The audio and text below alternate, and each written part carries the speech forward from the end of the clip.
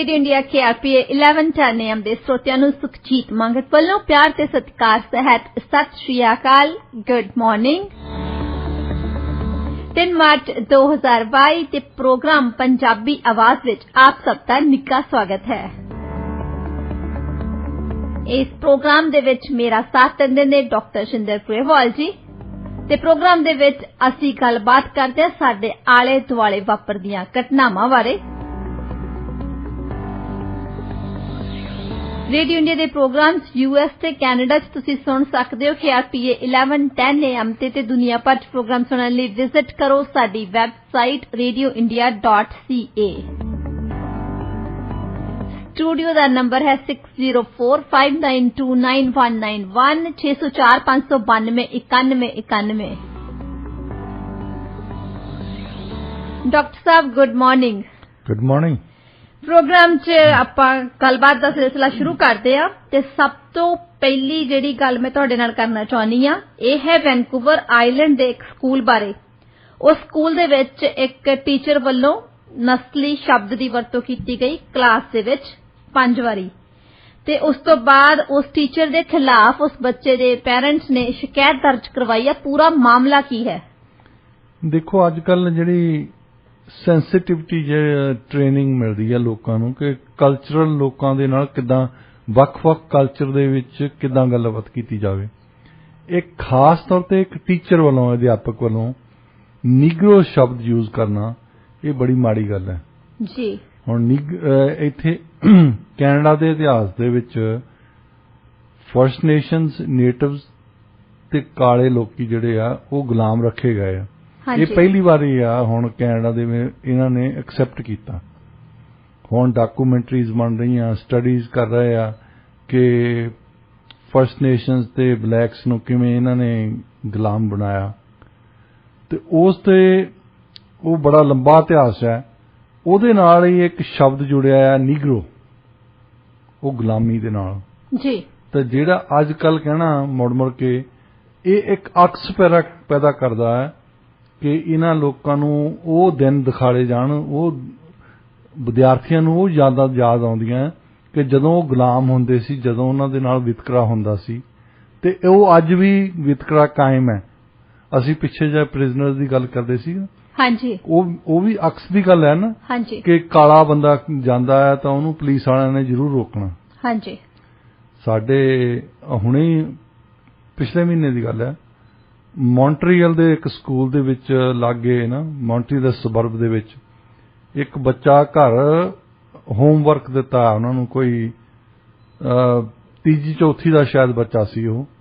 ਉਹਦੇ ਪੇਰੈਂਟਸ ਨੇ ਦੱਸਿਆ ਮੀਡੀਆ ਨੂੰ ਕਿ ਦੇਖੋ ਆ ਜਿਹੜਾ ਸਾਨੂੰ ਇਹਨੂੰ ਬੱਚੇ ਨੂੰ ਦਿੱਤਾ ਆ ਹੋਮਵਰਕ, ਉੱਥੇ ਲਿਖਿਆ ਆ ਸਿਰਫ ਇੱਕ ਸ਼ੀਟ ਦਿੱਤੀ ਆ, ਉੱਤੇ ਲਿਖਿਆ ਹੂ ਇਜ਼ ਅ ਟੈਰਰਿਸਟ, ਅੱਤਵਾਦੀ ਕੌਣ ਹੈ, ਤੇ ਥੱਲੇ 2 ਉਹਦੇ ਕੈਪਸ਼ਨ ਬਣਾਏ ਆ, ਉੱਤੇ ਕਾਰਟੂਨ ਬਣਾਏ ਆ 2। ਇੱਕ ਪਾਸੇ ਤਾਂ ਬੁੱਢੀ ਦਾਦੀ ਆ, ਉਹ ਵੀ ਕਾਲੀ ਆ, ਜਿਹੜੀ ਕਿ AK-47 ਲੈ ਕੇ ਖੜੀ ਆ, ਬੁੱਢੀ ਦੇ ਹੱਥ 'ਚ AK-47 ਦਿੱਤੀ ਆ। ਦੂਸਰੇ ਪਾਸੇ ਇੱਕ ਮੁੰਡਾ ਖੜਾ ਆ, ਉਹ ਵੀ ਕਾਲਾ ਆ, ਉਹ ਕੋਈ 17-18 ਸਾਲ ਦੀ ਉਮਰ ਦਾ ਕੋਈ ਬਣਾਇਆ ਆ ਕੈਰੈਕਟਰ ਬਣਾਇਆ ਆ, ਜਿਹਦੀ ਪੈਂਟ ਢਿੱਲੀ ਜਿਹੀ ਜਿੱਦਾਂ ਅੱਜ ਕੱਲ ਬੱਚੇ ਪਾਉਂਦੇ ਕਈ, ਜਿਨ੍ਹਾਂ ਦਾ ਲੱਗਦਾ ਹੁੰਦਾ ਵੀ ਇਹਦੀ ਪੈਂਟ ਥੱਲੇ ਨੂੰ ਚੱਲੀ ਆ, ਗਿੱਟਿਆਂ 'ਚ ਜਾ ਪੈਣੀ ਆ, ਏਦਾਂ ਦੀ ਪੈਂਟ ਪਾਈ ਆ ਉਹਨੇ, ਤਾਂ ਪਿੱਛੇ ਨੂੰ ਕਰਕੇ ਟੋਪੀ ਲਈ ਆ। ਉਹ ਕਾਲੇ ਦਾ ਪੂਰਾ ਇਮੇਜ ਲਾਇਆ ਵੀ ਕਾਲੇ ਯੂਥ ਏਦਾਂ ਦੇ ਹੁੰਦੇ ਆ। ਉਹਨਾਂ ਨੇ ਸ਼ਬਦਾਂ ਦੀ ਵਰਤੋਂ ਕੀਤੇ ਤੋਂ ਬਿਨਾਂ ਕਾਰਟੂਨ ਦੇ ਰੂਪ ਦੇ ਵਿੱਚ ਦਿਖਾਤਾ ਕਿ ਹੂ ਇਜ਼ ਟੈਰਰਿਸਟ। ਸਿਰਫ ਤੇ ਸਿਰਫ 2 ਕਾਲੇ ਲੋਕਾਂ ਦੀ, ਇੱਕ ਬੁੱਢੀ ਦਾਦੀ ਦੀ ਤੇ ਇੱਕ ਨੌਜਵਾਨ ਦੀ ਕਾਰਟੂਨ ਦਿੱਤਾ ਆ ਤੇ ਇਹ ਸਵਾਲ ਪੁੱਛਿਆ ਹੈ ਕਿ ਤੁਸੀਂ ਐਸੇ ਲਿਖ ਕੇ ਲਿਆਓ, ਇਹਨਾਂ ਚੋਂ ਟੈਰਰਿਸਟ ਕੌਣ ਲੱਗਦਾ ਤੁਹਾਨੂੰ? ਦੋਨੋਂ ਆਪਸ਼ਨ ਦੇ ਵਿੱਚ ਕਾਲੇ ਆ। ਹੁਣ ਇਹ ਪਹਿਲਾਂ ਬੜਾ ਲੰਬਾ ਇਤਿਹਾਸ ਆ ਜਿਹਦੇ ਵਿੱਚ ਸਾਡੇ ਪ੍ਰਾਈਮ ਮਿਨਿਸਟਰ ਵੀ ਇਨਵੋਲਵ ਸੀਗੇ ਇਸ ਕਹਾਣੀ ਦੇ ਵਿੱਚ। ਇੱਕ ਜਦੋਂ ਹਲੇ ਕਾਲਿਆਂ ਨੂੰ ਐਕਟਿੰਗ ਦੇ ਵਿੱਚ ਨਹੀਂ ਲਿਆ ਜਾਂਦਾ ਸੀ, ਚਾਹੇ ਉਹ ਸਟੇਜ ਐਕਟਿੰਗ ਹੋਵੇ, ਕਿਉਂਕਿ ਮੂਵੀਜ਼ ਤਾਂ ਬਾਅਦ ਦੇ ਵਿੱਚ ਸ਼ੁਰੂ ਹੋਈਆਂ ਨਾ, ਸਟੇਜ ਐਕਟਿੰਗ ਜ਼ਿਆਦਾ ਚੱਲਦੀ ਹੁੰਦੀ ਸੀ। ਉਦੋਂ ਉਸ ਵੇਲੇ ਇੱਕ ਕਰੈਕਟਰ ਬਣਦਾ ਹੁੰਦਾ ਸੀ ਜਿਹੜਾ ਮੂੰਹ ਆਪਣਾ ਕਾਲਾ ਕਰਦਾ ਹੁੰਦਾ ਸੀ, ਗੋਰਾ, ਤੇ ਉਹ ਕਾਲਿਆਂ ਵਾਲੀ ਨਕਲ ਕਰਨੀ ਉਹਨੇ, ਤੇ ਉਹਨੂੰ ਵੈਸੇ ਉਹਦਾ ਸਟੇਜ ਨਾਂ ਸੀ ਜਿਮ ਕਰੋ। ਤੇ ਅਕਸਰ ਜਿੰਨੇ ਵੀ ਕਾਲਿਆਂ ਦੇ ਖਿਲਾਫ ਕਾਨੂੰਨ ਬਣੇ ਉੱਥੇ, ਚਾਹੇ ਉਹ ਸੈਗਰੀਗੇਸ਼ਨ ਦਾ ਸੀ ਕਿ ਇਸ ਟੂਟੀ ਤੋਂ ਪਾਣੀ ਨਹੀਂ ਪੀ ਸਕਦੇ, ਉਹਨੂੰ ਜਿਮ ਕਰੋ ਲਾਜ਼ ਕਹਿੰਦੇ। ਅਜੇ ਵੀ ਕਹਿੰਦੇ ਆ US ਦੇ ਵਿੱਚ। ਜੇ ਤੁਸੀਂ ਲਾਇਬ੍ਰੇਰੀ 'ਚ ਜਾਣਾ, ਤੁਸੀਂ ਸ਼ਬਦ ਯੂਜ਼ ਕਰ ਲਓ ਕਿ ਜਿਮ ਕਰੋ ਲਾਅ ਮੈਂ ਪੜ੍ਹਨੇ ਆ, ਉਹ ਤੁਹਾਨੂੰ ਦੱਸ ਦੇਣਗੇ ਇੱਥੇ ਪਏ। ਇਹ ਸਾਡੇ ਇਲੈਕਸ਼ਨ ਦੇ ਦੌਰਾਨ, ਪਿਛਲੇ ਤੋਂ ਪਿਛਲੀ ਇਲੈਕਸ਼ਨ ਦੇ ਵਿੱਚ ਪ੍ਰਾਈਮ ਮਿਨਿਸਟਰ ਸਾਡਾ ਆਪਣੇ ਜਸਟਿਨ ਟਰੂਡੋ, ਇਹਨਾਂ ਦੀਆਂ 2 ਤਰ੍ਹਾਂ ਦੀਆਂ ਫੋਟੋਆਂ ਆਈਆਂ। ਇੱਕ ਤੇ ਇਹਨਾਂ ਨੇ ਮੂੰਹ ਕਾਲਾ ਕੀਤਾ ਹੈ, ਜਿੱਦਾਂ ਕਾਲੇ ਬਣੇ ਆ, ਹਾਂਜੀ, ਤੇ ਦੂਸਰੇ ਤੇ ਮੂੰਹ ਇਹਨਾਂ ਨੇ ਸਾਡੇ ਰੰਗ ਦਾ ਜਿਹੜਾ ਭੂਸਲਾ ਕੀਤਾ ਹੈ, ਬਰਾਊਨ ਜਿਹਾ। ਤੇ ਫਿਰ ਨਾਰਮਲੀ ਤਾਂ ਸਾਡੇ ਪ੍ਰਾਈਮ ਮਿਨਿਸਟਰ ਮਾਫੀ ਮੰਗਣ ਲਈ ਬੜੇ ਤਕੜੇ ਹਨ, ਪਰ ਇਹ ਚੁੱਪ ਕਰਕੇ ਬਹਿ ਗਏ। ਵੀ ਇਹਨਾਂ ਨੂੰ ਡਿਫੈਂਡ ਕੌਣ ਕਰਨ ਆਉਂਦੇ ਆ? ਜਿਹੜੇ ਭੂਰੇ ਰੰਗ ਦੇ, ਜਿਹੜੇ ਕਾਲੇ ਰੰਗ ਦੇ ਬੰਦੇ ਆ, ਜਿਹੜੇ ਇਹਨਾਂ ਦੀ ਪਾਰਟੀ ਦੇ ਮੋਹਰੇ ਆਉਂਦੇ ਆ ਕਿ ਨਹੀਂ ਕੋਈ ਗੱਲ ਨਹੀਂ। ਵੈਸੇ ਤਾਂ ਇਹ ਨਸਲਵਾਦੀ ਗੱਲ ਹੈ ਨਾ, ਇੱਕ ਇਮੇਜ ਪੇਸ਼ ਕਰਨਾ ਕਿਸੇ ਕਮਿਊਨਿਟੀ ਦਾ ਇਸ ਤਰੀਕੇ ਦੇ ਨਾਲ ਕਿ ਉਹਨਾਂ ਨੂੰ ਨੀਵਾਂ ਦਿਖਾਉਣ ਲਈ। ਜੀ ਬਿਲਕੁਲ। ਸੋ ਇਹ ਇੱਥੇ ਇਹਨਾਂ ਦਾ ਸ਼ਬਦ ਯੂਜ਼ ਕੀਤਾ ਨੀਗਰੋ। ਇਹ ਇਹਨਾਂ ਦੇ ਕਾਲਿਆਂ ਦੇ, ਉਹਨਾਂ ਦੇ ਇਤਿਹਾਸ ਦੀ, ਉਹਨਾਂ ਦੇ ਨਾਲ ਨਸਲਵਾਦ ਜੋ ਹੋਇਆ, ਉਹਨਾਂ ਦੇ ਨਾਲ ਜੋ ਗੁਲਾਮੀ ਹੋਈ ਆ, ਉਹਦਾ ਪ੍ਰਤੀਕ ਹੈ। ਖਾਸ ਤੌਰ ਤੇ ਇੱਕ ਟੀਚਰ ਵੱਲੋਂ ਕਰਨਾ, ਕਿਉਂਕਿ ਟੀਚਰ ਜਿਹੜਾ ਆ ਉਹ ਇੱਕ ਇਮੇਜ ਰੱਖਦਾ ਲੋਕਾਂ ਲਈ ਜੀ, ਕਿ ਜੋ ਕਹਿੰਦਾ ਹੈ ਬੱਚਿਆਂ ਲਈ ਟੀਚਰ ਰੱਬ ਹੁੰਦਾ। ਜੀ ਬਿਲਕੁਲ। ਤੁਸੀਂ ਜਿਹੜੇ ਪਹਿਲੀ ਦੂਜੀ ਵਾਲੇ ਬੱਚੇ ਹੁੰਦੇ, ਤੀਜੀ ਵਾਲੇ ਬੱਚੇ ਹੁੰਦੇ ਨਾ, ਇਹਨਾਂ ਨੂੰ ਪੁੱਛੋ ਵੀ ਤੁਸੀਂ ਕੀ ਬਣਨਾ ਹੈ, ਉਹ ਕਹਿੰਦੇ ਮੈਂ ਟੀਚਰ ਬਣਨਾ। ਹਾਂਜੀ। ਕਿਉਂਕਿ ਉਹਨਾਂ ਤੇ ਪ੍ਰਭਾਵ ਪੈਂਦਾ ਨਾ, ਵੀ ਟੀਚਰ ਹੈ ਸਾਡਾ, ਇਹ ਪਤਾ ਨਹੀਂ ਦੁਨੀਆ ਇਹੀ ਰੂਲ ਕਰਦੇ, ਕਿ ਸਾਰਾ ਕੁਝ ਉਹਨਾਂ ਦੇ ਟੀਚਰ ਦੇ ਦੁਆਲੇ ਘੁੰਮਦਾ ਉਹਨਾਂ ਦੇ। ਜੀ ਜੀ। ਸੋ ਟੀਚਰ ਨੇ ਕੁਝ ਕਹਿਣਾ, ਉਹ ਬੱਚਿਆਂ ਦੇ ਮਨ ਤੇ ਪ੍ਰਭਾਵ ਪੈਦਾ ਕਰਦਾ। ਇਸ ਕਰਕੇ ਇਹਦੀ ਇਨਵੈਸਟੀਗੇਸ਼ਨ ਮੇਰਾ ਖਿਆਲ ਹੁਣ ਸਕੂਲ ਬੋਰਡ ਵਾਲੇ ਕਰਨਗੇ। ਹਾਂਜੀ। ਤੇ ਕਿੱਥੇ ਕੁ ਤਾਈਂ ਗੱਲ ਪਹੁੰਚਦੀ ਆ, ਉਹਨੂੰ ਬਾਅਦ ਫੇਰ ਸਟੱਡੀ ਕਰਨ ਲੱਗ ਪਏ। ਉਹਨੂੰ ਦੇਖਿਓ ਹੁਣ ਟੀਚਰ ਨੂੰ, ਇਹਨਾਂ ਦੀ ਟੀਚਰਸ ਯੂਨੀਅਨ ਨੇ ਉਹਨੂੰ ਡਿਫੈਂਡ ਕਰਨਾ, ਟੀਚਰ ਨੂੰ। ਪਰ ਇਸ ਤੇ ਡਿਫੈਂਡ ਕਰਨ ਵਾਲਾ ਤਾਂ ਕੁਝ ਵੈਸੇ ਹੈ ਨਹੀਂ, ਹੈ ਨਾ। ਇੱਕ 12 ਸਾਲਾਂ ਦਾ ਬੱਚਾ, ਤੇ ਉਹਨਾਂ ਨੇ ਕਿਹਾ ਕਿ ਇੱਕ ਵਾਰੀ ਨਹੀਂ ਇਹ ਸ਼ਬਦ ਦੀ ਵਰਤੋਂ ਕੀਤੀ, 5 ਵਾਰੀ ਕੀਤੀ ਆ। ਉਹ ਤਾਂ ਡਿਊਜ਼ ਲੈਂਦੇ ਨਾ ਯੂਨੀਅਨ ਵਾਲੇ, ਉਹਨਾਂ ਨੇ ਡਿਫੈਂਡ ਕਰਨਾ। ਦੇਖਿਓ। ਚਲੋ ਜੀ, ਦੇਖਦੇ ਹਾਂ ਫਿਰ ਆਉਣ ਵਾਲੇ ਸਮੇਂ ਦੇ ਵਿੱਚ ਕੀ ਹੁੰਦਾ ਇਸ ਕੇਸ ਦੇ ਵਿੱਚ ਫੈਸਲਾ। ਇਸ ਸਮੇਂ ਤੁਸੀਂ ਸੁਣਦੇ ਹੋ ਰੇਡੀਓ ਇੰਡੀਆ। ਤੇ ਡਾਕਟਰ ਸਾਹਿਬ, ਵੀ ਜਿਸ ਤਰ੍ਹਾਂ ਤੁਸੀਂ ਕਿਹਾ ਕਿ ਹੁਣ ਇਹ ਸਕੂਲ 'ਚ ਜਿਹੜੀ ਇੰਸੀਡੈਂਟ ਹੋਈ ਆ, ਵੀ ਉਹਨਾਂ ਨੂੰ, ਉਸ ਟੀਚਰ ਨੂੰ ਬਚਾ ਲਿਆ ਜਾਊਗਾ, ਤੁਸੀਂ ਇਹ ਜਿਵੇਂ ਗੱਲ ਕੀਤੀ ਹੈ ਕਿ ਇਹਦੇ ਨਾਲ ਕਈ ਸਵਾਲ ਹੋਰ ਵੀ ਖੜੇ ਹੋ ਜਾਂਦੇ ਆ। ਦੇਖੋ, ਜਿਹੜਾ ਟੀਚਰ ਨੇ ਜੋ ਕੁਝ ਕਿਹਾ ਉਹ ਅਕਸ ਬਣਨਾ, ਜਿੱਦਾਂ ਮੈਂ ਤੁਹਾਨੂੰ ਦੱਸਿਆ ਨਾ, ਕਾਰਟੂਨਸ ਦਾ ਅਕਸ ਬਣਦਾ। 1984 ਦੇ ਵਿੱਚ, 83-84 ਦੇ ਵਿੱਚ ਬਹੁਤ ਅਕਸ ਹੋਰ ਤਰ੍ਹਾਂ ਦਾ ਬਣਿਆ ਸਿੱਖਾਂ ਦਾ। ਖਾਸ ਤੌਰ ਤੇ ਸਾਡਾ ਮੁੰਡਾ ਪੜ੍ਹਦਾ ਹੁੰਦਾ ਸੀ ਮਹਾਰਾਸ਼ਟਰ ਦਾ ਇੱਕ, ਉਹਨੇ ਸਾਨੂੰ ਗੱਲ ਸੁਣਾਈ। ਕਹਿੰਦਾ ਕਿ ਸਾਡਾ ਦੋਸਤ ਹੀ ਸਾਡੇ ਨਾਲ ਰਹਿੰਦਾ ਹੁੰਦਾ ਸੀ। ਉਹ ਕਹਿੰਦਾ ਕਿ ਉਹਦੀ ਮਦਰ ਜਿਹੜੀ ਹੈ ਉਹ 에ਅਰ ਇੰਡੀਆ ਦੇ ਵਿੱਚ ਇੱਕ ਐਗਜ਼ੈਕਟਿਵ ਆਫਿਸਰ ਸੀ। ਉਹ ਤੋਂ ਬੰਬੇ ਤੋਂ ਸੀਗੇ 2 ਜਣ, ਮਤਲਬ ਉਹਨਾਂ ਦੀ ਫੈਮਿਲੀ ਮਹਾਰਾਸ਼ਟਰੀਅਨ ਸੀ। ਉਹ ਕਹਿੰਦੇ ਕਿ ਪਹਿਲਾਂ 1982 ਤੋਂ ਪਹਿਲਾਂ ਸਿੱਖਾਂ ਦਾ ਅਕਸ ਵੈਸੇ ਚੰਗਾ ਹੁੰਦਾ ਸੀ। ਇਹਨਾਂ ਦਾ ਅਕਸ ਹੁੰਦਾ ਸੀ ਵੀ ਇਹ ਮਾੜੇ ਦੀ ਮਦਦ ਕਰਦੇ ਆ, ਔਰਤਾਂ ਦੀ ਮਦਦ ਕਰਦੇ ਆ, ਇਹ ਵਧੀਆ ਗੱਲ ਹੈ। ਈਵਨ ਕਾਜ਼ੀ ਮੁਹੰਮਦ ਸਿੱਖਾਂ ਬਾਰੇ ਲਿਖਦਾ, ਪੁਰਾਣਿਆਂ ਬਾਰੇ। ਉਹ ਸਿੱਖਾਂ ਨੂੰ ਵੈਸੇ ਤਾਂ ਬਹੁਤ ਮਾੜੀਆਂ ਗੱਲਾਂ ਕਹਿੰਦਾ, ਕਿਉਂਕਿ ਉਹ ਔਰੰਗਜ਼ੇਬ ਦੇ ਹੱਕ ਦੇ ਵਿੱਚ ਲਿਖਦਾ ਤੇ ਫਰਕਸੀਅਰ ਦੇ ਹੱਕ ਦੇ ਵਿੱਚ ਲਿਖਦਾ, ਜਿਹਨੇ ਬੰਦਾ ਬਹਾਦਰ ਨੂੰ ਮਾਰਿਆ ਸੀ ਬਾਅਦ ਦੇ ਵਿੱਚ। ਪਰ ਸਿੱਖਾਂ ਬਾਰੇ ਇੱਕ ਸਿਫਤ ਕਰਦਾ, ਉਹ ਕਹਿੰਦਾ ਵੀ ਔਰਤਾਂ ਨੂੰ ਕੁਛ ਨਹੀਂ ਕਹਿੰਦੇ, ਇਹ ਉਹਨੂੰ ਬੀਬੀ ਕਹਿੰਦੇ ਆ। ਔਰ ਜੇ ਕੋਈ ਔਰਤ ਦੇਖ ਲਵੇ ਨਾ ਸਿੱਖ ਨੂੰ, ਉਹਨੂੰ ਮਾਣ ਹੁੰਦਾ ਵੀ ਇਹਨੇ ਮੈਨੂੰ ਕੁਛ ਨਹੀਂ ਕਹਿਣਾ, ਇਹਨੇ ਮੈਨੂੰ ਬਚਾਉਣਾ ਹੈ ਜੀ। ਤੇ ਇਹ ਉਹ ਇਮੇਜ ਸਾਡਾ ਪੁਰਾਣਾ ਹੀ ਜਿਹੜਾ ਸੀ, ਉਹ ਵਧੀਆ ਇਮੇਜ ਸੀ। ਤੇ ਉਹ ਕਹਿੰਦਾ ਕਿ ਜੇ ਬੰਬੇ ਦੇ ਵਿੱਚ ਮੇਰੀ ਮਦਰ ਕਦੇ ਕਾਲ ਕਰਦੀ ਸੀ ਨਾ ਟੈਕਸੀ ਮੰਗਵਾਉਣ ਲਈ, ਤਾਂ ਉਹ ਹਮੇਸ਼ਾ ਕਹਿੰਦੀ ਹੁੰਦੀ ਸੀ ਵੀ ਸਿੱਖ ਟੈਕਸੀ ਡਰਾਈਵਰ ਭੇਜਿਓ। ਹੁਣ ਉਹਨੂੰ ਕਦੇ ਕਹਿੰਦਾ ਵੀ ਇਦਾਂ ਨਹੀਂ ਵੀ ਉਹ ਨਹਿਰ 'ਚ ਡਿੱਗਦੀ ਜਾਂਦੀ ਸੀ ਕਿ ਸਿੱਖ ਨੇ ਬਚਾ ਲਿਆ, ਜਾਂ ਕਿਤੇ ਟਰੱਕ ਵਾਲੇ ਦੇ ਥੱਲੇ ਆਉਣ ਲੱਗੀ ਨੂੰ ਬਚਾ ਲਿਆ ਉਹਨੇ, ਕਦੇ ਕੁਛ ਨਹੀਂ ਹੋਇਆ ਉਹਨਾਂ ਨਾਲ। ਸਿੱਖਾਂ ਦੀ ਇਮੇਜ ਇਹੋ ਜਿਹੀ ਸੀ, ਸਿਰਫ ਇਮੇਜ ਇਦਾਂ ਦਾ ਸੀ, ਸਿਰਫ ਅਕਸ ਇਹ ਬਣਾਇਆ ਸੀ ਕਿ ਸਿੱਖ ਵਧੀਆ ਬੰਦੇ ਹੁੰਦੇ ਆ, ਬਹਾਦਰ ਬੰਦੇ ਹੁੰਦੇ ਆ।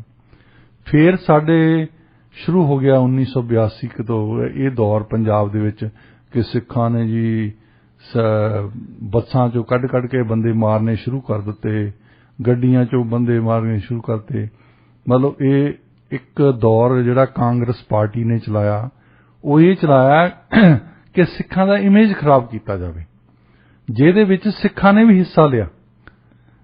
ਕਾਂਗਰਸ ਪਾਰਟੀ ਨੇ ਤਾਂ ਇਹ ਪਾਲਿਸੀ ਬਣਾਈ ਹੈ ਨਾ, ਇੰਦਰਾ ਗਾਂਧੀ ਨੇ, ਕਿ ਇਹਨਾਂ ਦਾ ਇਮੇਜ ਖਰਾਬ ਕਰਨਾ, ਤੇ ਇਹਨਾਂ ਦੇ ਵਿੱਚ ਵੱਡੇ ਵੱਡੇ ਸਿੱਖਾਂ ਜਿਨ੍ਹਾਂ ਨੂੰ ਅੱਜ ਤਾਈਂ ਯਾਦ ਕਰਦੇ ਆ ਲੋਕੀ, ਉਹਨਾਂ ਦਾ ਹੱਥ ਸੀ। ਉਹ ਕਾਂਗਰਸ ਦੇ ਹੱਥ ਕੰਡੇ ਬਣੇ ਇਹ ਅਕਸ ਖਰਾਬ ਕਰਨ ਲਈ ਕਿ ਹਿੰਦੂਆਂ ਨੂੰ ਮਾਰਿਆ ਜਾਵੇ, ਹਿੰਦੂਆਂ ਦੇ ਆਹ ਕੀਤਾ ਜਾਵੇ, ਰੇਪ ਕੀਤੇ ਜਾਣ, ਉਹਨਾਂ ਨੂੰ ਅਗਵਾ ਕੀਤਾ ਜਾਵੇ।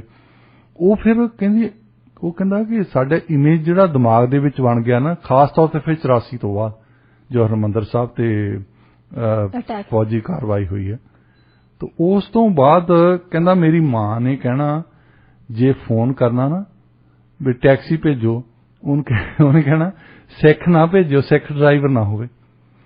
ਕਹਿੰਦਾ ਮੈਂ ਉਹਨੂੰ ਪੁੱਛਿਆ ਮਾਤਾ ਜੀ ਨੂੰ ਆਪਣੀ ਨੂੰ ਵੀ ਤੈਨੂੰ ਨਾ ਤਾਂ ਕਿਸੇ ਸਿੱਖ ਨੇ ਬਚਾਇਆ ਸੀ ਜੀ, ਤੇ ਨਾ ਹੀ ਹੁਣ ਤੇ ਕਿਸੇ ਸਿੱਖ ਨੇ ਕੋਈ ਹਮਲਾ ਕੀਤਾ ਹੈ, ਜਾਂ ਵੀ ਤੇ ਤੋਂ ਸਿੱਖ ਕੋਈ ਕੇਲਾ ਖੋ ਕੇ ਨੱਠ ਗਿਆ, ਤੇਰੇ ਨਾਲ ਕੋਈ ਮਾੜੀ ਗੱਲ ਨਹੀਂ ਹੋਈ, ਤੇਰੇ ਨਾਲ ਕੋਈ ਚੰਗੀ ਵੀ ਨਹੀਂ ਹੋਈ ਸੀ, ਮਾੜੀ ਵੀ ਨਹੀਂ ਹੋਈ, ਸਿਰਫ ਤੇ ਸਿਰਫ ਲੋਕਾਂ ਦੀਆਂ ਗੱਲਾਂ ਸੁਣ ਕੇ ਹੀ, ਅਫਵਾਹਾਂ ਸੁਣ ਕੇ ਅਕਸ ਮਨ ਦੇ ਵਿੱਚ, ਦਿਮਾਗ ਦੇ ਵਿੱਚ ਪੈਦਾ ਕੀਤਾ ਸੀ ਨਾ ਜੀ, ਉਹ ਅਕਸ ਹੁਣ ਸ਼ੈਟਰ ਹੋ ਗਿਆ, ਰਾਈਟ। ਤੇ ਉਹ ਅਕਸ ਜਿਹੜਾ ਸੀ, ਇਸ ਤਰ੍ਹਾਂ ਹੀ ਅਸੀਂ ਜਦੋਂ ਕਾਲਿਆਂ ਦੀਆਂ ਜੇ ਉਹਨਾਂ ਦੇ ਸ਼ਬਦ ਯੂਜ਼ ਕਰਦੇ ਹਾਂ, ਜਾਂ ਆਹ ਮੈਂ ਕਾਰਟੂਨ ਦੀ ਗੱਲ ਕੀਤੀ ਹੈ, ਕਾਰਟੂਨ ਦੇ ਵਿੱਚ ਉਹ ਇੱਕ ਅਕਸ ਪੈਦਾ ਕਰਦੇ ਆ ਵੀ ਆਹ ਟੈਰਰਿਸਟ ਆ। ਪਿੱਛੇ ਜਿਹੇ ਫਰਾਂਸ ਦੇ ਵਿੱਚ ਬਹੁਤ ਚੱਲਿਆ ਸੀ ਇਹ ਗੱਲ ਕਿ ਇੱਕ ਮੈਗਜ਼ੀਨ ਨੇ ਹਜ਼ਰਤ ਸਾਹਿਬ ਦੀ ਫੋਟੋ ਵਾਹਤੀਆਂ, ਕਾਰਟੂਨ ਪਾਏ ਸੀ ਉਹਨਾਂ ਨੇ, ਹਾਂਜੀ ਹਾਂਜੀ, ਤੇ ਉਹਦੇ ਤੇ ਹਜ਼ਰਤ ਸਾਹਿਬ ਦੇ ਪੱਗ ਬੰਨੀ ਆ, ਪੱਗ ਦੇ ਵਿੱਚ ਉਹਨਾਂ ਨੇ ਬੰਬ ਬੰਨਿਆ ਹੈ। ਮਤਲਬ ਇਹ ਇਮੇਜ ਬਣਾਉਣ ਦੀ ਕੋਸ਼ਿਸ਼ ਕਰਦੇ ਸੀ ਕਿ ਇੱਕ ਮੁਸਲਮਾਨ ਜਿਹੜਾ ਆ ਉਹ ਬੰਬ ਆ, ਔਰ ਮੁਸਲਮਾਨਾਂ ਦੇ ਜਿਹੜੇ ਪੀਰ ਹੈ ਉਹ ਵੀ ਬੰਬ ਆ। ਮਤਲਬ ਇਹ ਉਹਨਾਂ ਤੇ ਹਮਲਾ ਕੀਤਾ ਜਾਂਦਾ, ਵੀ ਇਹ ਅਕਸ ਬਣਾਉਣ ਦੀ ਗੱਲ ਕੀਤੀ ਜਾਂਦੀ ਹੈ। ਕਿਸੇ ਦਾ ਸਾਡੇ ਕੋਈ ਗੁਰੂ ਨਾਨਕ ਨੂੰ ਹੁਣ ਮਿਸਲ ਬਣਾ ਕੇ ਤੁਹਾਨੂੰ ਪੇਸ਼ ਕੀਤਾ ਹੋਵੇ, ਜਾਂ ਉਹਨਾਂ ਦੇ ਹੱਥ 'ਚ AK-47 ਫੜਾਈ ਹੋਵੇ, ਇਹ ਅਕਸ ਬਣਾਉਣ ਦੀ ਗੱਲ ਹੈ ਨਾ ਜੀ ਜੀ। ਸੋ ਅਕਸ ਜਿਹੜਾ ਸਾਡੇ ਤੇ ਕੰਮ ਕਰਦਾ ਆ ਜੀ। ਮੈਂ ਤੁਹਾਨੂੰ ਜਿਹੜੀ ਐਗਜ਼ਾਮਪਲ ਦਿੱਤੀ ਉਹ ਤੇ ਇਹ ਆ ਵੀ ਇੱਕ ਆਮ ਆਦਮੀ ਤੇ ਇਹ ਅਕਸ ਚੰਗਾ ਹੋਵੇ ਜਾਂ ਮਾੜਾ ਹੋਵੇ, ਇਹ ਬਹੁਤ ਕੰਮ ਕਰਦਾ ਲੋਕਾਂ ਦੇ। ਮੈਂ ਹੁਣ ਬਹੁਤੇ ਬੰਦਿਆਂ ਨੂੰ, ਅੱਜ ਮੇਰਾ ਇੱਕ ਰਸ਼ੀਅਨ ਬੰਦਾ ਆ ਨੇਬਰ, ਉਹ ਯੂਰਲ ਮਾਊਂਟਨਸ ਤੋਂ ਆ, ਉਹ ਕਹਿੰਦਾ ਕਿ ਮੈਂ ਤਾਂ ਹਮਲਾ ਨਹੀਂ ਕੀਤਾ ਨਾ ਯੂਕਰੇਨ ਤੇ, ਕਹਿੰਦਾ ਮੈਂ ਤਾਂ ਨਹੀਂ ਕੁਛ ਕੀਤਾ, ਮੈਂ ਤਾਂ ਪਿਊਟਨ ਨੂੰ ਨਹੀਂ ਕਿਹਾ ਵੀ ਜਾ ਵੀ ਫੌਜ ਲੈ ਕੇ ਜਾ ਉੱਥੇ, ਕਹਿੰਦਾ ਮੈਂ ਹੁਣ ਕੰਮ ਤੇ ਜਾਣਾ, ਮੇਰੇ ਵੱਲ ਹੋਰ ਤਰ੍ਹਾਂ ਦੇਖਦੇ ਆ ਜਿਨ੍ਹਾਂ ਨੂੰ ਪਤਾ ਮੈਂ ਰਸ਼ੀਅਨ ਆ। ਉਹ ਅਕਸ ਹੀ ਬਣਾਤਾ, ਸਾਡੇ ਮੀਡੀਆ ਨੇ ਅਕਸ ਬਣਾਤਾ ਵੀ ਰਸ਼ੀਆ ਵਾਲੇ ਸਾਰੇ ਬੰਦੇ ਮਾੜੇ ਆ। ਕਈ ਵਾਰੀ ਉਹ ਇੱਕ ਨੈਰੇਟਿਵ ਸੈੱਟ ਕਰ ਦਿੰਦੇ ਨੇ ਬਸ, ਫਿਰ ਉਸ ਤੋਂ ਬਾਅਦ ਉਹਨੂੰ ਹੌਲੀ ਹੌਲੀ ਕਰਕੇ ਸਾਰੇ ਲੋਕਾਂ ਨੂੰ ਉਹੀ ਸਹੀ ਲੱਗਣ ਲੱਗ ਜਾਂਦਾ। ਐਗਜ਼ੈਕਟਲੀ ਜੀ। ਇਸ ਸਮੇਂ ਤੁਸੀਂ ਸੁਣ ਰਹੇ ਪ੍ਰੋਗਰਾਮ ਪੰਜਾਬੀ ਆਵਾਜ਼ ਡਾਕਟਰ ਸ਼ਿੰਦਰ ਗਰੇਵਾਲ ਤੇ ਸੁਖਜੀਤ ਮੰਗੜ ਦੇ ਨਾਲ। ਡਾਕਟਰ ਸਾਹਿਬ, ਰੁਖ ਕਰਦੇ ਹਾਂ ਹੁਣ ਅਗਲੀ ਖਬਰ ਦੇ ਵੱਲ। BC ਫੈਰੀਜ਼ ਬਾਰੇ ਹੈ ਜੀ ਅਗਲੀ ਖਬਰ। BC ਫੈਰੀਜ਼ ਨੂੰ ਵਾਪਸ ਸਰਕਾਰੀ ਕੰਟਰੋਲ ਵਿੱਚ ਲਿਆਂਦਾ ਜਾ ਰਿਹਾ ਹੈ। ਇਹ ਪੂਰੀ ਖਬਰ ਬਾਰੇ ਦੱਸੋ। ਇੱਕ ਤਾਂ BC ਫੈਰੀਜ਼ ਦੀ ਹਮੇਸ਼ਾ ਹੀ ਪ੍ਰੋਬਲਮ ਰਹਿੰਦੀ ਆ। ਜਦੋਂ ਪ੍ਰੀਮੀਅਰ ਗਲੈਨ ਕਰਾਉਣੀ ਆਈ ਸੀ, ਉਹਨਾਂ ਨੇ ਫਾਸਟ ਫੈਰੀਜ਼ ਦਾ ਪ੍ਰੋਜੈਕਟ ਬਣਾਇਆ, ਉਹ ਵੀ ਫੇਲ ਹੋ ਗਿਆ। ਮਾੜੀ ਜਿਹੀ ਹਵਾ ਵਗ ਜਾਵੇ ਤਾਂ ਫੈਰੀਜ਼ ਕੈਂਸਲ ਹੋ ਜਾਂਦੀਆਂ। ਜਿਹੜਾ ਪਹਿਲਾਂ ਬੋਰਡ ਕਰਾਊਨ ਕਾਰਪੋਰੇਸ਼ਨ ਸੀ ਨਾ, ਉਹਦੇ ਤੇ ਬੋਰਡ ਆਫ ਡਾਇਰੈਕਟਰਸ ਬਣਾਉਂਦੇ ਆ, ਉਹ ਚਾਹੇ ਲਿਬਰਲਸ ਹੋਣ, ਸੋਸ਼ਲ ਕ੍ਰੈਡਿਟ ਹੋਣ ਜਾਂ NDP ਹੋਣ, ਇਹਨਾਂ ਨੇ ਕਦੇ ਕੋਈ ਬੋਰਡ ਆਫ ਡਾਇਰੈਕਟਰਸ ਤੇ ਉਹ ਬੰਦੇ ਨਹੀਂ ਲਾਏ ਜਿਨ੍ਹਾਂ ਨੂੰ ਟਰਾਂਸਪੋਰਟ ਬਾਰੇ ਪਤਾ ਹੋਵੇ, ਜਿਨ੍ਹਾਂ ਨੂੰ ਫੈਰੀਜ਼ ਬਾਰੇ ਪਤਾ ਹੋਵੇ, ਉਹ ਬੰਦੇ ਲਾਏ ਹੁੰਦੇ ਆ ਵੀ ਚਲੋ ਤੂੰ ਮੇਰੀ ਇਲੈਕਸ਼ਨ 'ਚ ਮਦਦ ਕੀਤੀ ਹੈ, ਤੂੰ ਇੰਨੇ ਪੈਸੇ ਦਿੱਤੇ, ਇੰਨੀਆਂ ਵੋਟਾਂ ਪਵਾਈਆਂ, ਚਲ ਤੂੰ ਜਾ ਕੇ ਬਹਿ ਜਾ। ਮਤਲਬ ਉਹ ਇੱਕ ਦੂਸਰੇ ਦੀ you scratch my back and I scratch yours, ਉਹ ਬੰਦਿਆਂ ਦੀ ਮਹੱਤਤਾ ਇਹੀ ਆ ਵੀ ਉਹਨਾਂ ਨੇ ਵੋਟਾਂ ਪਾਉਣੀਆਂ ਜਾਂ ਉਹਨਾਂ ਨੇ ਪੈਸੇ ਇਕੱਠੇ ਕਰ ਦੇਣੇ, ਪਰ ਉਹਨਾਂ ਨੂੰ ਨੌਲੇਜ ਹੈ ਨਹੀਂ ਹਾਊ ਟੂ ਰਨ। ਉਹਨਾਂ ਨੂੰ ਬਿਲਕੁਲ ਨਹੀਂ ਪਤਾ। ਤੁਸੀਂ ਇੱਥੇ ਯੂਨੀਵਰਸਿਟੀ ਦੇ ਵਿੱਚ ਬੋਰਡ ਆਫ ਡਾਇਰੈਕਟਰਸ ਹੁੰਦੇ ਆ, ਉੱਥੇ ਬੰਦੇ ਉਹ ਬੈਠੇ ਹੋਣਗੇ ਜਿਨ੍ਹਾਂ ਨੇ ਕਦੇ ਪੈਰ ਪਾ ਕੇ ਨਹੀਂ ਦਿਖਿਆ ਸਕੂਲ ਦੇ ਵਿੱਚ, ਕੈਨੇਡਾ ਦੇ ਵਿੱਚ। ਸਟ੍ਰੇਂਜ। ਤੇ ਇਲੈਕਸ਼ਨਸ ਚੱਲਦੀਆਂ, ਇਲੈਕਸ਼ਨ ਜਿਹੜੀਆਂ ਚੱਲਦੀਆਂ ਉਹ ਤਾਂ ਇਹ ਦੇਖਦੇ ਕਿ ਇਹਨੇ ਵੋਟਾਂ ਕਿੰਨੀਆਂ ਪਾਉਣੀਆਂ, ਇਹਨੇ ਪੈਸੇ ਕਿੰਨੇ ਇਕੱਠੇ ਕਰਨੇ ਆ, ਉਹਦੇ ਬੇਸ ਤੇ ਉਹਨਾਂ ਨੇ ਪੱਠਾ ਬਿਠਾ ਕੇ ਰੱਖਿਆ ਹੈ। ਕਾਬਲੀਅਤ ਦਾ ਕੁਛ ਨਹੀਂ ਹੈ, ਕੋਈ ਕਾਬਲੀਅਤ ਨਹੀਂ ਦਿਖਦੇ, ਕੋਈ ਯੋਗਤਾ ਨਹੀਂ ਦਿਖਦੇ ਕਿ ਇਸ ਬੰਦੇ ਦੀ ਯੋਗਤਾ ਹੈ ਜਾਂ ਨਹੀਂ। ਸੋ ਇਸ ਕਰਕੇ ਹੁਣ ਇਹ ਬੈਕ ਐਂਡ ਫੋਰਥ ਚੱਲ ਰਹੀ ਗੇਮ, ਤੇ ਸਰਕਾਰ ਨੇ ਕਹਿਤਾ ਕਿ ਅਸੀਂ ਹੁਣ ਕੰਟਰੋਲ ਲੈ ਲਵਾਂਗੇ, ਬੋਰਡ ਆਫ ਡਾਇਰੈਕਟਰਸ ਨਹੀਂ ਰੱਖਣੇ ਅਸੀਂ, ਕਿਉਂਕਿ ਉਹਨਾਂ ਨੇ ਬੋਰਡ ਆਫ ਡਾਇਰੈਕਟਰਸ ਨੇ ਜਿਹੜੀ ਆਪ ਹੀ, ਇਹ ਸਰਕਾਰ ਦੀ ਗਲਤੀ ਹੈ ਨਾ, ਤੇ ਜੇ ਤੁਸੀਂ ਉਹ ਬੰਦੇ ਰੱਖੋ ਜਿਨ੍ਹਾਂ ਨੂੰ ਕੁਝ ਪਤਾ ਹੈ ਜੀ। ਤੇ ਪਹਿਲੀ ਗੱਲ ਤਾਂ 1930 ਤੋਂ ਬਾਅਦ ਲਗਾਤਾਰ ਹੀ ਇੱਕ ਡਿਸਕਸ਼ਨ ਹੁੰਦੀ ਰਹੀ ਆ ਕਿ ਇੱਥੇ ਬ੍ਰਿਜ ਬਣਾ ਦਿੱਤਾ ਜਾਵੇ। ਕੋਈ ਵੱਡਾ ਬ੍ਰਿਜ ਨਹੀਂ ਹੈ ਕੋਈ। ਜੇ ਤੁਸੀਂ ਜਾਰਜੀਆ ਸਟੇਟ ਤੋਂ ਵੈਨਕੂਵਰ ਆਈਲੈਂਡ ਤਾਈਂ ਜਿਹੜਾ ਸ਼ਾਰਟੈਸਟ ਰੂਟ ਲੈਣਾ ਹੈ ਉਹ ਕੋਈ 19 ਕਿਲੋਮੀਟਰ ਦਾ ਹੈ ਜੇ ਤੁਸੀਂ ਬ੍ਰਿਜ ਬਣਾਉਣਾ। ਹੁਣ 1930 ਤੋਂ ਬਾਅਦ ਤੁਸੀਂ ਦੇਖੋ 8 ਸਾਲਾਂ ਨੂੰ 100 ਸਾਲ ਹੋ ਜਾਣੇ ਇਸ ਗੱਲ। ਮੇਰਾ ਖਿਆਲ ਇਹਨਾਂ ਨੂੰ ਸੈਲੀਬ੍ਰੇਟ ਕਰਨੀ ਚਾਹੀਦੀ ਹੈ, ਕੋਈ ਪਾਠ ਵਗੈਰਾ ਹੋਣਾ ਚਾਹੀਦਾ ਕਿ 100 ਸਾਲ ਹੋ ਗਏ ਸਾਨੂੰ ਗੱਲ ਕਰਦਿਆਂ ਨੂੰ, ਉਹਦੇ ਜੀਵਨ ਕੱਟਣਾ ਚਾਹੀਦਾ। 100 ਸਾਲ ਗੱਲਬਾਤ ਕੀਤੀ, 100 ਸਾਲਾਂ ਹੀ ਗੱਲਬਾਤ ਕੀਤੀ, ਕੁਛ ਨਹੀਂ ਕੀਤਾ। ਦੇਖ ਲਓ, ਇਹ ਵੀ ਦੁਨੀਆ ਦੇ ਵਿੱਚ ਇੱਕ ਰਿਕਾਰਡ ਆ। 100 ਸਾਲ ਗੱਲਬਾਤ ਕਰਨ ਦਾ ਰਿਕਾਰਡ, 100 ਸਾਲ ਗੱਲਬਾਤ ਕਰਨ ਦਾ ਰਿਕਾਰਡ ਹੋਣਾ। ਹੁਣ 92 ਸਾਲ ਹੋ ਗਏ ਐਤਕੀ। ਤੇ ਤੁਸੀਂ ਦੇਖੋ ਚਾਈਨਾ ਨੇ ਜਿੱਥੇ ਲੀਡਰਸ਼ਿਪ ਦੂਰਅੰਦੇਸ਼ ਆ, ਜਿੱਥੇ ਵੱਡੇ ਵੱਡੇ ਗੱਲਾਂ ਸੋਚਦੇ ਆ, ਉਹਨਾਂ ਦੇ ਇੱਕ ਬ੍ਰਿਜ ਹੈ 165 ਕਿਲੋਮੀਟਰ ਲੰਬਾ। ਹਾਂਜੀ, ਦੁਨੀਆ ਦਾ ਸਭ ਤੋਂ ਵੱਡਾ ਬ੍ਰਿਜ ਆ ਉਹ।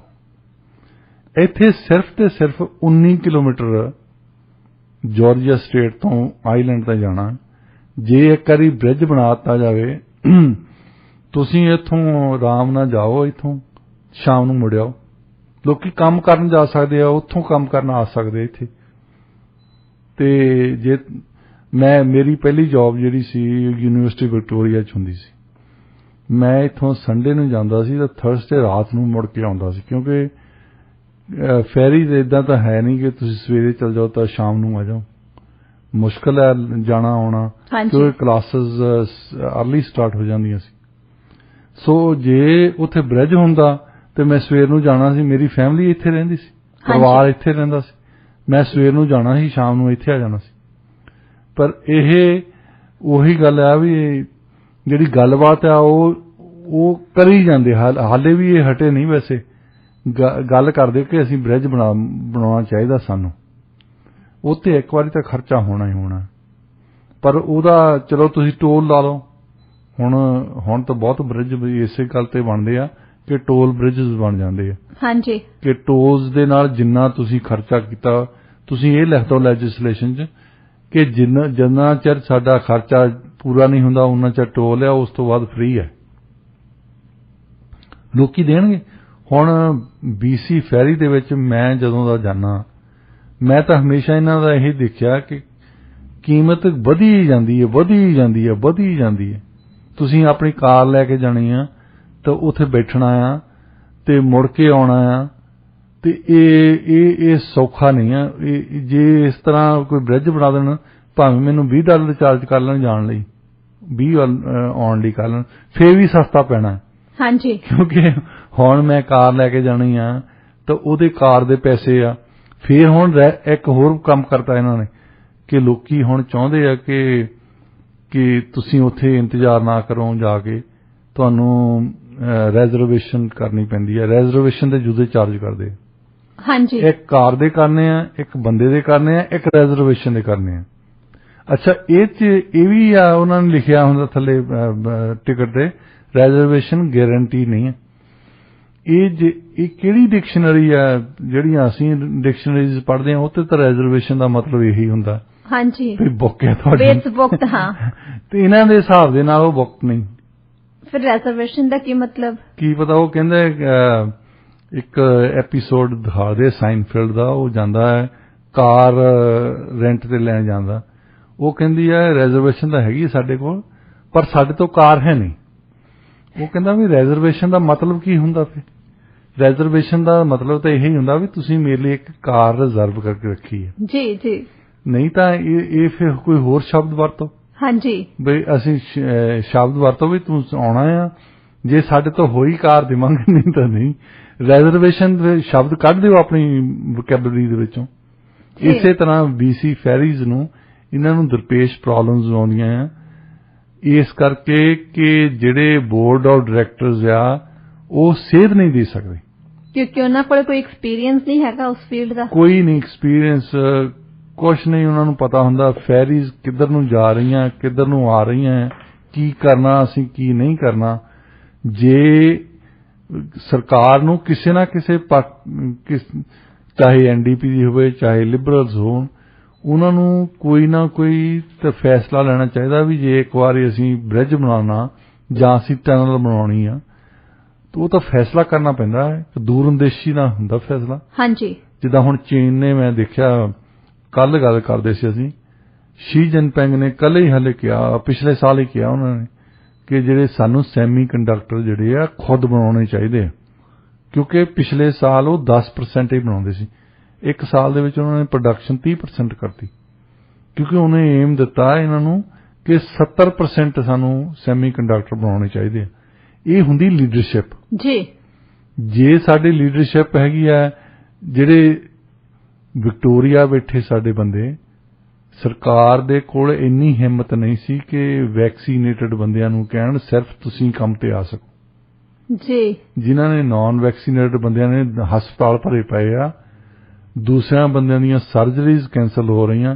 ਇੱਥੇ ਸਾਡੇ ਸਰੀ ਦੇ ਵਿੱਚ ਹੀ ਸਕੂਲ ਬੋਰਡ ਵਾਲਿਆਂ ਦੇ ਕੋਲ ਇੰਨੀ ਹਿੰਮਤ ਨਹੀਂ ਪਈ ਕਿ ਤੁਸੀਂ ਲੋਕਾਂ, ਟੀਚਰਸ ਨੂੰ, ਸਟਾਫ ਨੂੰ, ਦੂਸਰਿਆਂ ਨੂੰ ਕਹਿ ਦੋ ਕਿ ਸਕੂਲੇ ਸਾਡੇ ਬੱਚੇ ਜਾਂਦੇ ਆ, ਉਦੋਂ ਹਾਲੇ ਵੈਕਸੀਨੇਸ਼ਨ ਬੱਚਿਆਂ ਦੀ ਸ਼ੁਰੂ ਨਹੀਂ ਸੀ ਹੋਈ, ਉਹਨਾਂ ਨੂੰ ਖਤਰਾ ਆ। ਇੰਨੀ ਮਤਲਬ ਕਿਸੇ ਦੇ ਕੋਲ ਕੁਝ ਹਿੰਮਤ ਨਹੀਂ। ਕੋਈ ਲੀਡਰਸ਼ਿਪ ਕਿਹਨੂੰ ਕਹਿੰਦੇ ਅਸੀਂ? ਆਗੂ ਉਹ ਹੁੰਦਾ ਜਿਹੜਾ ਰਾਸਤਾ ਦਿਖਾੜੇ। ਜੀ ਜੀ, ਆਗੂ ਉਹ ਨਹੀਂ ਹੁੰਦਾ ਵੀ ਜਿਵੇਂ ਚਲੋ 70,000 ਮਿਲਣਾ, ਇਹਨਾਂ ਸ਼ਰਾਬ ਪੀਆ ਕਰਾਂਗੇ ਰਾਤ ਨੂੰ। ਇਹ ਅਗਵਾਈ ਥੋੜੋ। ਨਹੀਂ, ਬਿਲਕੁਲ ਵੀ ਨਹੀਂ। ਲੀਡਰ ਦਾ ਕੰਮ ਤਾਂ ਲੀਡ ਕਰਨਾ ਹੁੰਦਾ, ਸਖਤ ਫੈਸਲੇ ਵੀ ਕਰਨੇ ਪੈਂਦੇ ਕਈ ਵਾਰ। ਅਸੀਂ ਗਲਤ ਸ਼ਬਦ ਯੂਜ਼ ਕਰਨ ਲੱਗ ਪਏ ਆ ਲੀਡਰ। ਅਸੀਂ ਹੁਣ, ਮੈਂ ਨਹੀਂ ਯੂਜ਼ ਕਰਦਾ ਹੁੰਦਾ ਇਹਨਾਂ ਨੂੰ ਲੀਡਰ, ਮੈਂ ਨਹੀਂ ਕਹਿੰਦਾ ਇਹਨਾਂ ਨੂੰ ਆਗੂ।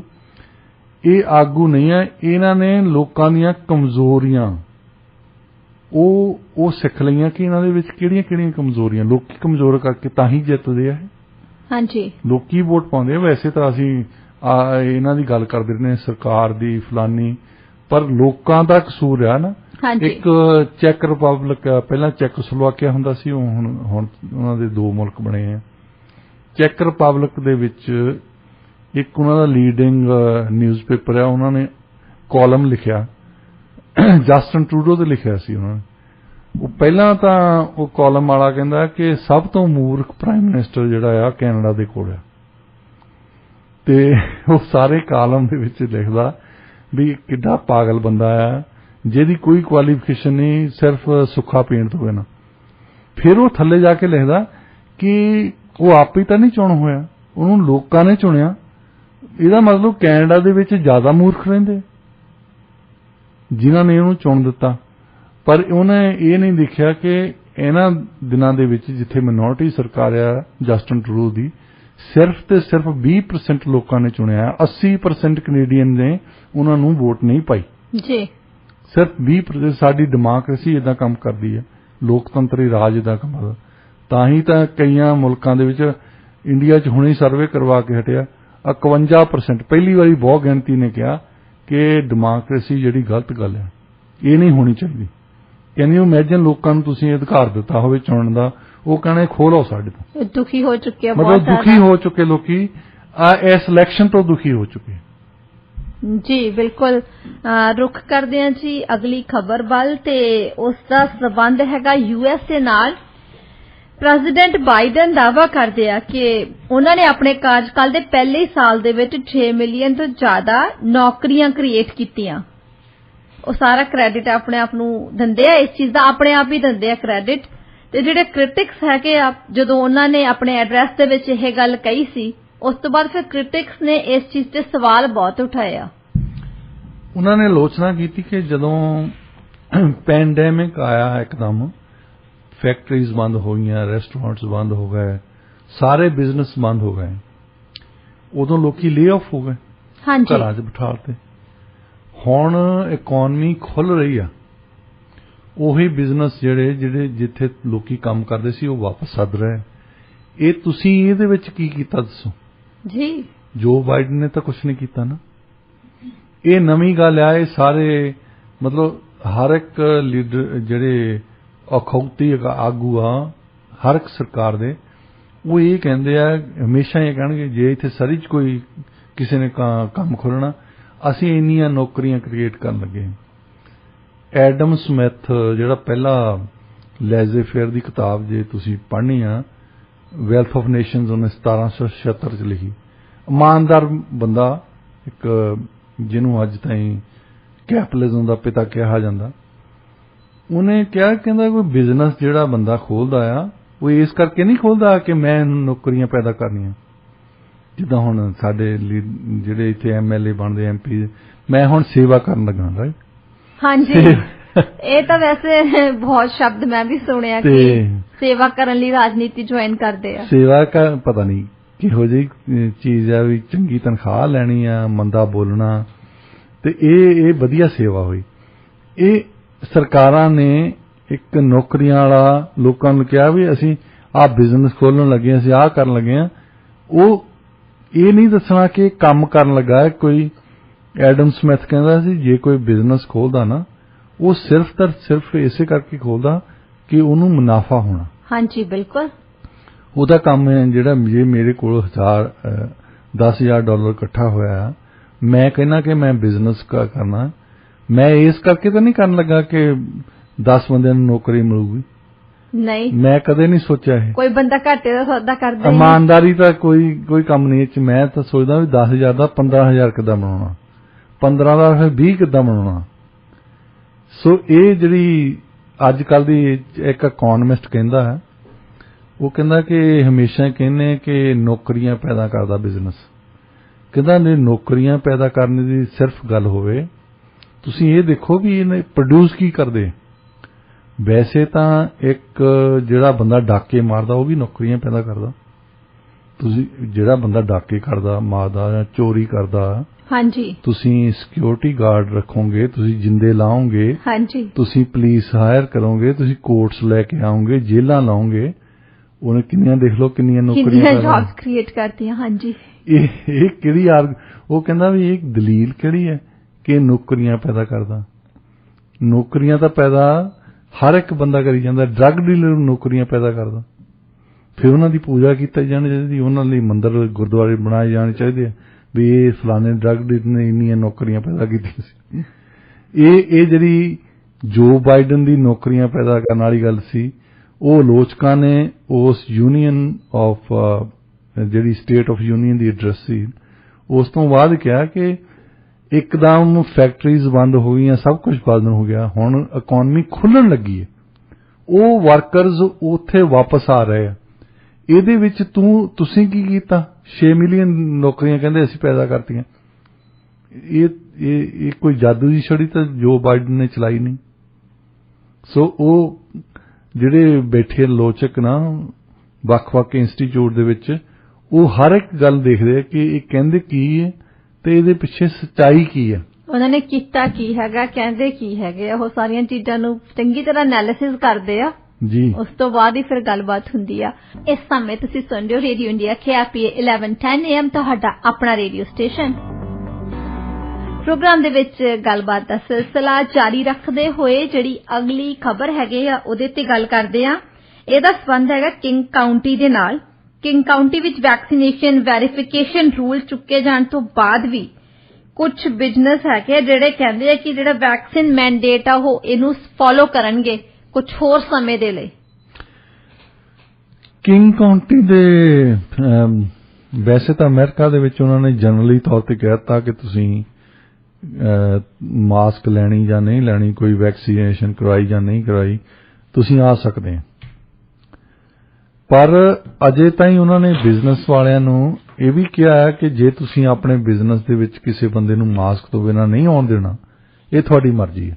ਮਤਲਬ ਬਿਜ਼ਨਸ ਓਨਰ ਡਿਸਾਈਡ ਕਰਦੇ। ਮੈਂ ਕਹਾਂ ਮੈਂ ਕਾਫੀ ਸ਼ਾਪ ਖੋਲੀ ਹੈ, ਮੈਂ ਕਹਿੰਦਾ ਵੀ ਇੱਥੇ ਉਹੀ ਬੰਦੇ ਆਉਣ ਜਿਹੜੇ ਜਿਨ੍ਹਾਂ ਨੇ ਮਾਸਕ ਪਾਇਆ ਹੈ, ਜਿਨ੍ਹਾਂ ਨੇ ਵੈਕਸੀਨੇਸ਼ਨ ਕਰਾਈ, ਉਹ ਮੈਨੂੰ ਦਿਖਾ ਲਓ। ਸੋ ਕੱਲੇ ਬਿਜ਼ਨਸ ਵਾਲਿਆਂ ਤੋਂ, ਖਾਸ ਤੌਰ ਤੇ ਕਿੰਗ ਕਾਉਂਟੀ ਦੀ ਅਸੀਂ ਤਾਂ ਗੱਲ ਕਰਦੇ ਹਾਂ ਕਿ ਇੱਥੇ ਕੈਂਟ ਸ਼ਹਿਰ ਜਿੱਥੇ ਪੰਜਾਬੀ ਜ਼ਿਆਦਾ ਰਹਿੰਦੇ ਆ। ਹਾਂਜੀ। ਤੇ ਉਹਨਾਂ ਨੂੰ ਜੇ ਕੋਈ ਪੁੱਛਦਾ ਹੈ ਕਿ ਤੁਸੀਂ ਮਾਸਕ ਪਾ ਕੇ ਆਓ, ਉਹ ਬਿਜ਼ਨਸ ਦਾ ਹੱਕ ਬਣਦਾ ਹੈ, ਉਹਨੂੰ ਕੁਝ ਨਹੀਂ ਕਹਿ ਸਕਦਾ। ਉਹ ਬਿਜ਼ਨਸ ਲੂਜ਼ ਕਰਦਾ ਨਹੀਂ ਲੂਜ਼ ਕਰਦਾ, ਇਹ ਤਾਂ ਉਹ ਤੇ ਡਿਪੈਂਡ ਕਰਦਾ ਨਾ, ਮਾਲਕ ਤੇ। ਜੀ। ਸੋ ਉਹਨੂੰ ਇਹ ਨਹੀਂ ਕਹਿ ਸਕਦੇ ਵੀ ਨਹੀਂ ਹੁਣ ਤਾਂ ਸਾਨੂੰ ਸਰਕਾਰ ਨੇ ਕਿਹਾ ਹੈ। ਸਰਕਾਰ ਨੇ ਬਿਜ਼ਨਸ ਵਾਲਿਆਂ ਨੂੰ ਵੀ ਕਿਹਾ ਹੈ ਕਿ ਇਹ ਤੁਹਾਡੀ ਮਰਜ਼ੀ ਆ, ਜੇ ਲੋਕੀ ਵੈਸੇ ਮਾਸਕ ਤੋਂ ਬਿਨਾਂ ਆਉਂਦੇ ਆ ਉਹਨਾਂ ਨੂੰ ਆਉਣ ਦਿਓ, ਪਰ ਜੇ ਤੁਸੀਂ ਨਹੀਂ ਆਉਣ ਦੇਣਾ, ਇਹ ਤੁਹਾਡੀ ਮਰਜ਼ੀ ਹੈ। ਕੁਛ ਕੁ ਬਿਜ਼ਨਸ ਹੈਗੇ ਆ ਜਿਨ੍ਹਾਂ ਨੇ ਕਿਹਾ ਲੋਕਾਂ ਨੂੰ ਕਿ ਮਾਸਕ ਤੋਂ ਬਿਨਾਂ ਅਸੀਂ ਕਿਸੇ ਨੂੰ ਅੰਦਰ ਨਹੀਂ ਆਉਣ ਦੇਣਾ। ਇਹ ਉਹਨਾਂ ਦੀ ਇੰਡੀਵਿਜੂਅਲ ਡਿਸੀਜਨ ਹੈ ਤੇ ਜਿਹੜਾ ਲੋਕਾਂ ਨੂੰ ਸਤਿਕਾਰ ਕਰਨਾ ਪੈਣਾ ਜੀ। ਉੱਥੇ ਜਾ ਕੇ ਕਈ ਲੋਕਾਂ ਨੂੰ ਕਹਿੰਦੇ ਨੂੰ ਆਰਗੂਮੈਂਟ ਕਰਨੀ ਹੁੰਦੀ ਹੈ ਨਾ ਕਿ ਸਰਕਾਰ ਨੇ ਤਾਂ ਇਹ ਕਹਿਤਾ ਤਾਂ ਤੁਸੀਂ ਕਿਵੇਂ ਡਿਸਾਈਡ ਕੀਤਾ, ਪਰ it's up to the business owner ਕਿ ਉਹ ਕੰਫਰਟੇਬਲ ਫੀਲ ਕਰਦਾ ਉਸ ਚੀਜ਼ ਦੇ ਵਿੱਚ ਕਿ ਨਹੀਂ, ਉਹ ਤੁਹਾਨੂੰ ਅਲਾਉ ਕਰਦਾ ਕਿ ਨਹੀਂ, ਤਾਂ ਤੁਹਾਨੂੰ ਰਿਸਪੈਕਟ ਤਾਂ ਕਰਨਾ ਹੀ ਪੈਣਾ ਉਸ ਚੀਜ਼ ਨੂੰ ਜੀ। ਤੇ ਹੁਣ ਨਾ ਗੱਲ ਕਰਦੇ, ਇੱਕ ਸਰਵੇ ਆਇਆ ਸੀ ਕਿ ਮਈ 2020 ਤੋਂ ਬਾਅਦ ਲੋਕਾਂ ਦਾ ਪਬਲਿਕ ਇੰਸਟੀਟਿਊਸ਼ਨ ਦੇ ਵਿੱਚ ਜਿਹੜਾ ਯਕੀਨ ਆ ਉਹ ਬਹੁਤ ਜ਼ਿਆਦਾ ਘਟ ਗਿਆ ਪਹਿਲਾਂ ਨਾਲੋਂ। ਇਹ ਦੇਖੋ, ਇਹ ਵਰਲਡ ਵਾਈਡ ਫੀਨੋਮਨਾ ਦੁਨੀਆ ਦੇ ਵਿੱਚ ਕਿ ਜਿਹੜੀਆਂ ਇੰਸਟੀਟਿਊਸ਼ਨਸ ਆ, ਸਾਡੇ ਪਹਿਲਾਂ ਥੀਸਿਸ ਦਿੰਦੇ ਹੁੰਦੇ ਸੀ ਕਿ ਪਹਿਲਾਂ ਪਾਰਲੀਮੈਂਟਰੀ ਦੀ ਕੋਈ ਇੱਜ਼ਤ ਹੁੰਦੀ ਸੀ, ਐਮਪੀਜ਼ ਦੀ ਕੋਈ ਇੱਜ਼ਤ ਹੁੰਦੀ ਸੀ। ਹੁਣ ਉਹ ਇੱਜ਼ਤ ਉਹ ਬਰਾਬਰ ਨਹੀਂ ਰਹੀ। ਹੁਣ ਇੱਜ਼ਤ ਨਹੀਂ, ਹੁਣ ਡਰਦੇ ਆ। ਜਿੱਦਾਂ ਇੱਕ ਸ਼ੋਅ ਆ ਪੁਰਾਣਾ 50-60 ਦਾ, ਬਲੈਕ ਐਂਡ ਵਾਈਟ, ਉਹਦੇ ਤੇ ਇੱਕ ਛੋਟੇ ਟਾਊਨ ਦਾ ਸ਼ੈਰਿਫ ਹੈ, ਉਹ ਗਨ ਨਹੀਂ ਪਾਉਂਦਾ, ਗਨ ਤੋਂ ਬਿਨਾਂ ਤੁਰਿਆ ਫਿਰਦਾ। ਤਾਂ ਉਹਨੂੰ ਫਿਰ ਕਮਿਸ਼ਨਰ ਸਵਾਲ ਪੁੱਛਦਾ ਕਿ ਇੱਕ ਗਨ ਤੇ ਤੋਂ ਕਿਉਂ ਨਹੀਂ? ਉਹ ਕਹਿੰਦਾ ਮੈਨੂੰ ਲੋੜ ਨਹੀਂ ਪੈਂਦੀ, ਇੱਥੇ ਮੈਂ ਜਾਣਦਾ ਸਾਰਿਆਂ ਨੂੰ, ਜੇ ਜਿਹੜੇ ਗਨ ਨਾਲ ਵੀ ਕੋਈ ਲੜਦਾ ਮੈਂ ਉਹਨਾਂ ਦੇ ਵਿੱਚ ਜਾ ਖੜ ਜਾ, ਬੰਦ ਕਰ ਦਿੰਦੇ ਸ਼ੂਟਿੰਗ। ਕਹਿੰਦਾ ਮੇਰੀ ਇੱਜ਼ਤ ਕਰਦੇ ਆ। ਉਹ ਫਿਰ ਪੁੱਛਦੇ ਆ ਕਿ ਉਹਨੂੰ ਵੈਸੇ ਕਮੈਂਟ ਕਰਦਾ ਕਮਿਸ਼ਨਰ, ਉਹ ਕਹਿੰਦਾ ਤੈਨੂੰ ਪਤਾ ਵੀ ਜੇ ਗਨ ਤੇਰੇ ਪਾਈ ਹੋਵੇ ਲੋਕੀ ਇੱਜ਼ਤ ਕਰਨੇ ਆ ਫਿਰ ਤੈਨੂੰ, ਕਿਉਂਕਿ ਤੇਰੇ ਕੋਲ ਗਨ ਆ, ਪਾਵਰ ਹੈ ਤੇਰੇ ਕੋਲ। ਉਹ ਕਹਿੰਦਾ, ਫਿਰ ਸ਼ੈਰਿਫ ਨੇ ਜਵਾਬ ਦਿੱਤਾ ਬੜਾ ਵਧੀਆ। ਉਹ ਕਹਿੰਦਾ ਨਹੀਂ, ਤੁਸੀਂ ਇੱਜ਼ਤ ਨੂੰ ਡਰ ਦੇ ਨਾਲ ਇਕੁਏਟ ਕਰ ਰਹੇ। ਜੇ ਮੇਰੇ ਕੋਲ ਗਨ ਹੋਊਗੀ, ਮੇਰੇ ਕੋਲ ਪਿਸਤੌਲ ਪਾਇਆ, ਲੋਕੀ ਡਰਦੇ ਆ, ਤੁਸੀਂ ਇਸ ਗੱਲ ਨੂੰ ਇੱਜ਼ਤ ਨਾ ਕਹੋ ਜੀ। ਜੇ ਕੋਈ ਬੰਦਾ ਡਰਦਾ ਹੈ ਨਾ, ਜੇ ਕੋਈ ਲੋਕੀ ਇੱਜ਼ਤ ਕਰਦੇ ਅੱਜ ਕੱਲ ਕੋਈ ਐਮਪੀ ਦੀ, ਉਹ ਇਸ ਕਰਕੇ ਕਰਦੇ ਆ ਕਿ ਇਹਦੇ ਕੋਲੋਂ ਮੈਨੂੰ ਲੈਟਰ ਦੀ ਲੋੜ ਪੈਣੀ ਹੈ, ਕੰਮ ਕਰਵਾਉਣਾ ਇਹਨਾਂ ਦੇ ਕੋਲ। ਅਸੀਂ ਐਮਐਲਏ ਦੀ ਇੰਡੀਆ ਦੇ ਵਿੱਚ ਮਗਰ ਲੋਕੀ ਤੁਰੇ ਫਿਰਦੇ ਆ ਵੀ ਥਾਣੇਦਾਰ ਤੋਂ ਬੰਦਾ ਛਡਾ ਦੇਣਾ ਹੈ ਆਪਣੇ ਪਰਸਨਲ ਬੈਨੀਫਿਟ ਦੇ ਲਈ। ਉਹ ਕਰਕੇ ਪਾਵਰ ਆ, ਉਹ ਇਹ ਨਹੀਂ ਵੀ ਇੱਜ਼ਤ ਕਰਦੇ ਆ। ਉਹ ਜਿਸ ਪਾਰਲੀਮੈਂਟ ਦੇ ਵਿੱਚ ਚੋਰ ਬੈਠੇ ਹੋਣ, ਡਾਕੂ ਬੈਠੇ ਹੋਣ, ਕਾਤਲ ਬੈਠੇ ਹੋਣ, ਬਲਾਤਕਾਰ ਬੈਠੇ ਹੋਣ, ਉਹਦੀ ਕਿੰਨੀ ਕੁ ਇੱਜ਼ਤ ਹੋ ਸਕਦੀ ਹੈ? ਕਾਂਗਰਸ ਦੇ ਵਿੱਚ, ਸਾਡੀ ਪਾਰਲੀਮੈਂਟ ਦੇ ਵਿੱਚ ਉਹ ਬੰਦੇ ਬੈਠੇ ਆ ਜਿਨ੍ਹਾਂ ਨੂੰ ਕੋਰਟਸ ਕਹਿ ਚੁੱਕੀਆਂ ਕਿ ਇਹ ਦੋਸ਼ੀ ਆ ਕਿਸੇ ਚੀਜ਼ ਦੇ, ਉਹ ਚਾਹੇ ਚੋਰੀ ਦੇ ਦੋਸ਼ੀ ਆ, ਚਾਹੇ ਕਿਸੇ ਹੋਰ ਕ੍ਰਾਈਮ ਦੇ ਦੋਸ਼ੀ ਆ, ਔਰ ਮੈਂਬਰ ਪਾਰਲੀਮੈਂਟ ਬਣ ਕੇ ਬੈਠੇ। ਉਹ ਇੱਜ਼ਤ ਥੋੜ੍ਹਾ ਰਹੇਗੀ। ਮੈਂ ਤੁਹਾਨੂੰ ਇੱਕ ਛੋਟੀ ਜਿਹੀ ਐਗਜ਼ਾਮਪਲ ਦਿੰਦਾ। ਹੁਣੇ ਮੈਂ ਇੰਡੀਆ ਜਾ ਕੇ ਆਇਆ, ਉੱਥੇ ਮੇਰਾ ਦੋਸਤ ਕਾਰ ਚਲਾਉਂਦਾ ਸੀ, ਅਸੀਂ ਜਾ ਰਹੇ ਕਿਸੇ ਸ਼ਹਿਰ ਨੂੰ, ਤੇ ਉਹ ਹਾਈਵੇ ਦੇ ਉੱਪਰ ਇੱਕ ਛੋਟਾ ਜਿਹਾ ਗੁਰਦੁਆਰਾ ਸੀ, ਤੇ ਉਹਨੇ ਕਾਰ ਰੋਕ ਲਈ, ਕਹਿੰਦਾ ਕਿ ਚੱਲ ਮੱਥਾ ਟੇਕਦੇ, ਨਾਲੇ ਕਹਿੰਦਾ ਇੱਥੇ ਤਾਂ ਲੰਗਰ ਬੜਾ ਸਵਾਦ ਹੁੰਦਾ। ਮੈਂ ਕਿਹਾ ਚਲੋ ਚੱਲ ਜਾਂਦੇ ਹਾਂ। ਅਸੀਂ ਉਤਰੇ ਤੇ ਸਿਰ ਢੱਕਿਆ, ਮੇਰੇ ਤਾਂ ਖੈਰ ਟੋਪੀ ਲਈ ਹੁੰਦੀ ਵੈਸੇ, ਪਰ ਰੁਮਾਲ ਉੱਥੇ ਮਿਲ ਜਾਂਦਾ। ਤੇ ਉਹ ਮੂਹਰੇ ਆਮ ਗੁਰੂ ਘਰਾਂ ਦੇ ਵਿੱਚ, ਆਮ ਮੰਦਿਰਾਂ ਦੇ ਵਿੱਚ ਤੁਹਾਨੂੰ ਇੱਕ ਪਾਸੇ ਜੋੜਿਆਂ ਦੀ ਸੇਵਾ ਕੀਤੀ ਜਾਂਦੀ ਹੈ। ਹਾਂਜੀ, ਜੋੜਿਆਂ ਨੂੰ ਸੰਭਾਲ ਕੇ ਰੱਖਦੇ ਆ, ਤੁਸੀਂ ਆ ਕੇ ਜੁੱਤੀ ਵਾਪਸ ਲੈ ਲਓ। ਉੱਥੇ ਹੈ ਨਹੀਂ ਸੀ, ਛੋਟਾ ਜਿਹਾ ਗੁਰਦੁਆਰਾ ਸੀ। ਉੱਥੇ ਜਿੰਨੇ ਵੀ ਅੰਦਰ ਬੰਦੇ ਬੈਠੇ ਸੀ ਉਹਨਾਂ ਨੇ ਬਾਹਰ ਹੀ ਜੁੱਤੀਆਂ ਲਾਈਆਂ ਸੀ, ਤੇ ਅਸੀਂ ਵੀ ਓਬਵੀਅਸਲੀ ਬਾਹਰ ਹੀ ਲਾਉਣੀਆਂ ਸੀ। ਅੰਦਰ ਚਲੇ ਗਏ, ਮੱਥਾ ਟੇਕਿਆ, ਬੈਠੇ। ਉਸ ਤੋਂ ਬਾਅਦ ਲੰਗਰ ਖਾਣ ਲੱਗ ਪਏ, ਚਾਹ ਪੀਣ ਲੱਗ ਪਏ। ਜਦੋਂ ਬਾਹਰ ਆਏ ਤਾਂ ਮੇਰੀ ਜੁੱਤੀ ਗਈ ਉੱਥੋਂ। ਮੇਰੀ ਜੁੱਤੀ ਹੈ ਨਾ, ਕੋਈ ਪਾ ਕੇ ਲੈ ਗਿਆ ਹੁਣ। ਹਾਂਜੀ, ਪਹਿਲਾਂ ਤਾਂ ਮੈਂ ਇੱਧਰ ਉੱਧਰ ਦੇਖਿਆ ਖੱਬੇ ਸੱਜੇ, ਤਾਂ ਫਿਰ ਉੱਥੇ ਇੱਕ ਗਿਆਨੀ ਜੀ ਤੁਰੇ ਫਿਰਦੇ ਸੀ। ਮੈਂ ਕਿਹਾ ਗਿਆਨੀ ਜੀ ਮੇਰੀ ਕੋਈ ਜੁੱਤੀ ਲੈ ਕੇ ਚਲ ਗਿਆ ਲੱਗਦਾ, ਮੇਰੀ ਜੁੱਤੀ ਇੱਥੇ ਮੈਂ ਲਾਈ ਸੀ, ਹੈ ਨਹੀਂ। ਬਾਈ ਮਿਸਟੇਕ? ਨਹੀਂ, ਬਾਈ ਮਿਸਟੇਕ ਤਾਂ ਨਹੀਂ, ਉਹ ਚੰਗੀ ਜੁੱਤੀ ਸੀ, ਮਤਲਬ ਪਾਲਿਸ਼ ਪੂਰੀ ਸੋਹਣੀ ਕੀਤੀ, ਠੀਕ ਹੈ, ਚਮਕਦੀ ਜਾਣ ਬੁੱਝ ਕੇ ਚੱਕੀ, ਉਹ ਬਾਈ ਮਿਸਟੇਕ ਨਹੀਂ ਕੋਈ ਚੱਕਦਾ। ਮੈਨੂੰ ਕਹਿੰਦਾ ਗਿਆਨੀ, ਮੈਨੂੰ ਕਹਿੰਦਾ ਕਿ ਜਿਹੜੀ ਤੇਰੇ ਮੇਚ ਆਉਂਦੀ ਹੈ ਤੂੰ ਪਾ ਲਾ। ਮਤਲਬ ਉਸ ਬੰਦੇ ਦੀ ਸੁਭਾਵਿਕ ਹੀ ਗੱਲ ਕਹਿਤੀ। ਹੁਣ ਉਹਨੇ ਨਹੀਂ ਕਿਹਾ ਵੀ ਕਿਤੇ ਅਸੀਂ ਦੇਖਦੇ ਹਾਂ, ਇੱਧਰ ਦੇਖਦੇ ਹਾਂ, ਉੱਧਰ ਦੇਖਦੇ ਹਾਂ, ਲੋਸਟ ਐਂਡ ਫਾਊਂਡ ਵਾਲਿਆਂ ਨੂੰ ਦੱਸਦੇ ਹਾਂ, ਫਲਾਣਾ ਕਰਦੇ ਹਾਂ। ਮਤਲਬ ਬੰਦਾ ਕੁਛ ਨਾ ਕੁਛ ਤਾਂ ਇਹ ਕੋਈ ਸਿਸਟਮ ਤਾਂ ਹੋਣਾ ਚਾਹੀਦਾ ਵੀ ਜੇ ਕਿਸੇ ਦੀ ਕੋਈ ਜੁੱਤੀ ਚੱਕ ਕੇ ਲੈ ਗਿਆ, ਉਹ ਬੰਦੇ ਦੀ ਜੁੱਤੀ ਲੱਭਣ ਦੀ ਕੋਸ਼ਿਸ਼ ਕਰੋ। ਉਹ ਕੋਸ਼ਿਸ਼ ਨਹੀਂ, ਤੁਸੀਂ ਕਿਸੇ ਹੋਰ ਦੀ। ਉਹ ਕਹਿੰਦਾ ਵੀ ਤੇਰੇ ਮੇਚ ਆਉਂਦੀ ਜਿਹੜੀ ਤੂੰ ਪਾ ਕੇ ਚਲ ਜਾ।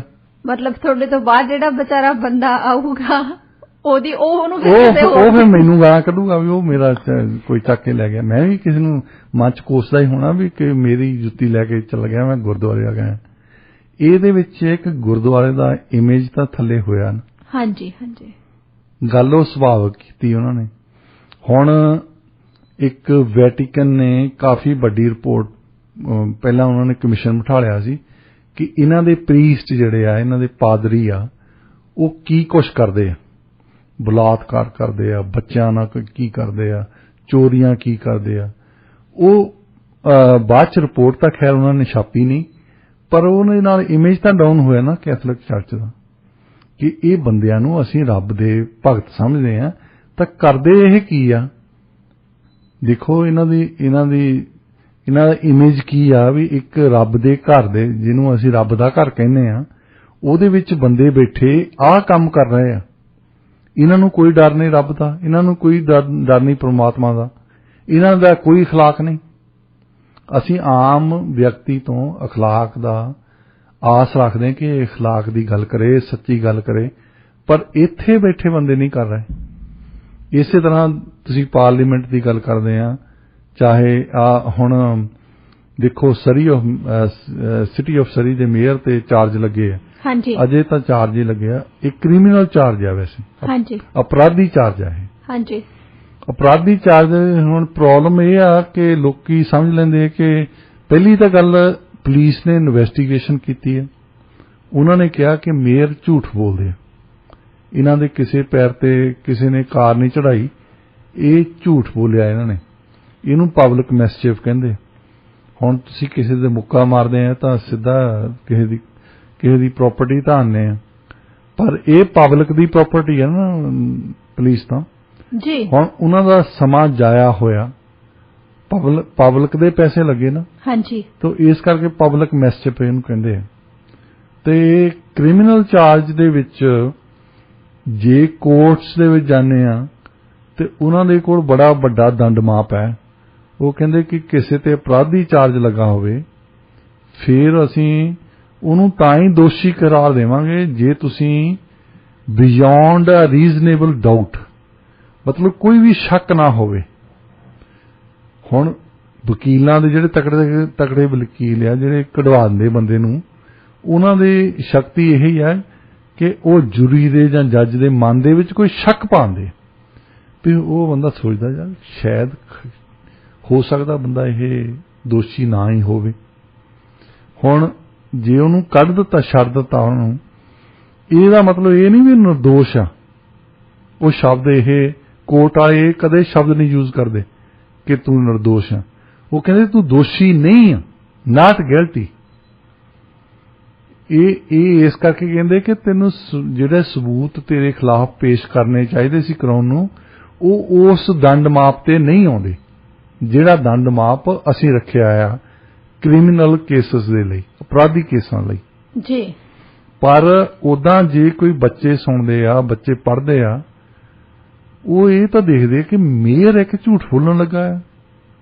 ਫਿਰ ਸਿਟੀ ਆਫ ਸਰੀ, ਮਤਲਬ ਜਿਹੜੀ ਕੱਲੀ ਸਰੀ ਦੀ ਗੱਲ ਨਹੀਂ, ਬਾਕੀ ਸੰਸਥਾਵਾਂ ਜਿਹੜੀਆਂ ਆ ਮਿਊਨਿਸਪਲ ਫੋਰਸਸ ਆ, ਕੋਈ ਪੁਲਿਸ ਵਾਲਾ ਫਾਰ ਐਗਜ਼ਾਮਪਲ ਆ, ਜਿੱਦਾਂ ਮੈਂ ਅੱਜ ਫਿਰੋਜ਼ਪੁਰ ਦੀ ਖਬਰ ਪੜ੍ਹਦਾ ਸੀ, ASI ਨੇ ਕਿਸੇ ਦੇ ਚਾਰਜ ਲਾਏ ਆ ਬੰਦਿਆਂ ਤੇ, ਸਿਰਫ ਇਸੇ ਕਰਕੇ ਕਿ ਉਹ ਪੋਲੀਟੀਕਲ ਗੱਲ ਸੀ, ਕਿਸੇ ਤੇ ਡਰੱਗ ਕੇਸ ਪਾਤਾ, ਕਿਸੇ ਤੇ ਉਹ ਪਾਤਾ, ਉਹ ਝੂਠੇ ਕੇਸ, ਉਹਦੇ ਨਾਲ ਪੁਲਿਸ ਦਾ ਇਮੇਜ ਤਾਂ ਖਰਾਬ ਹੋਇਆ।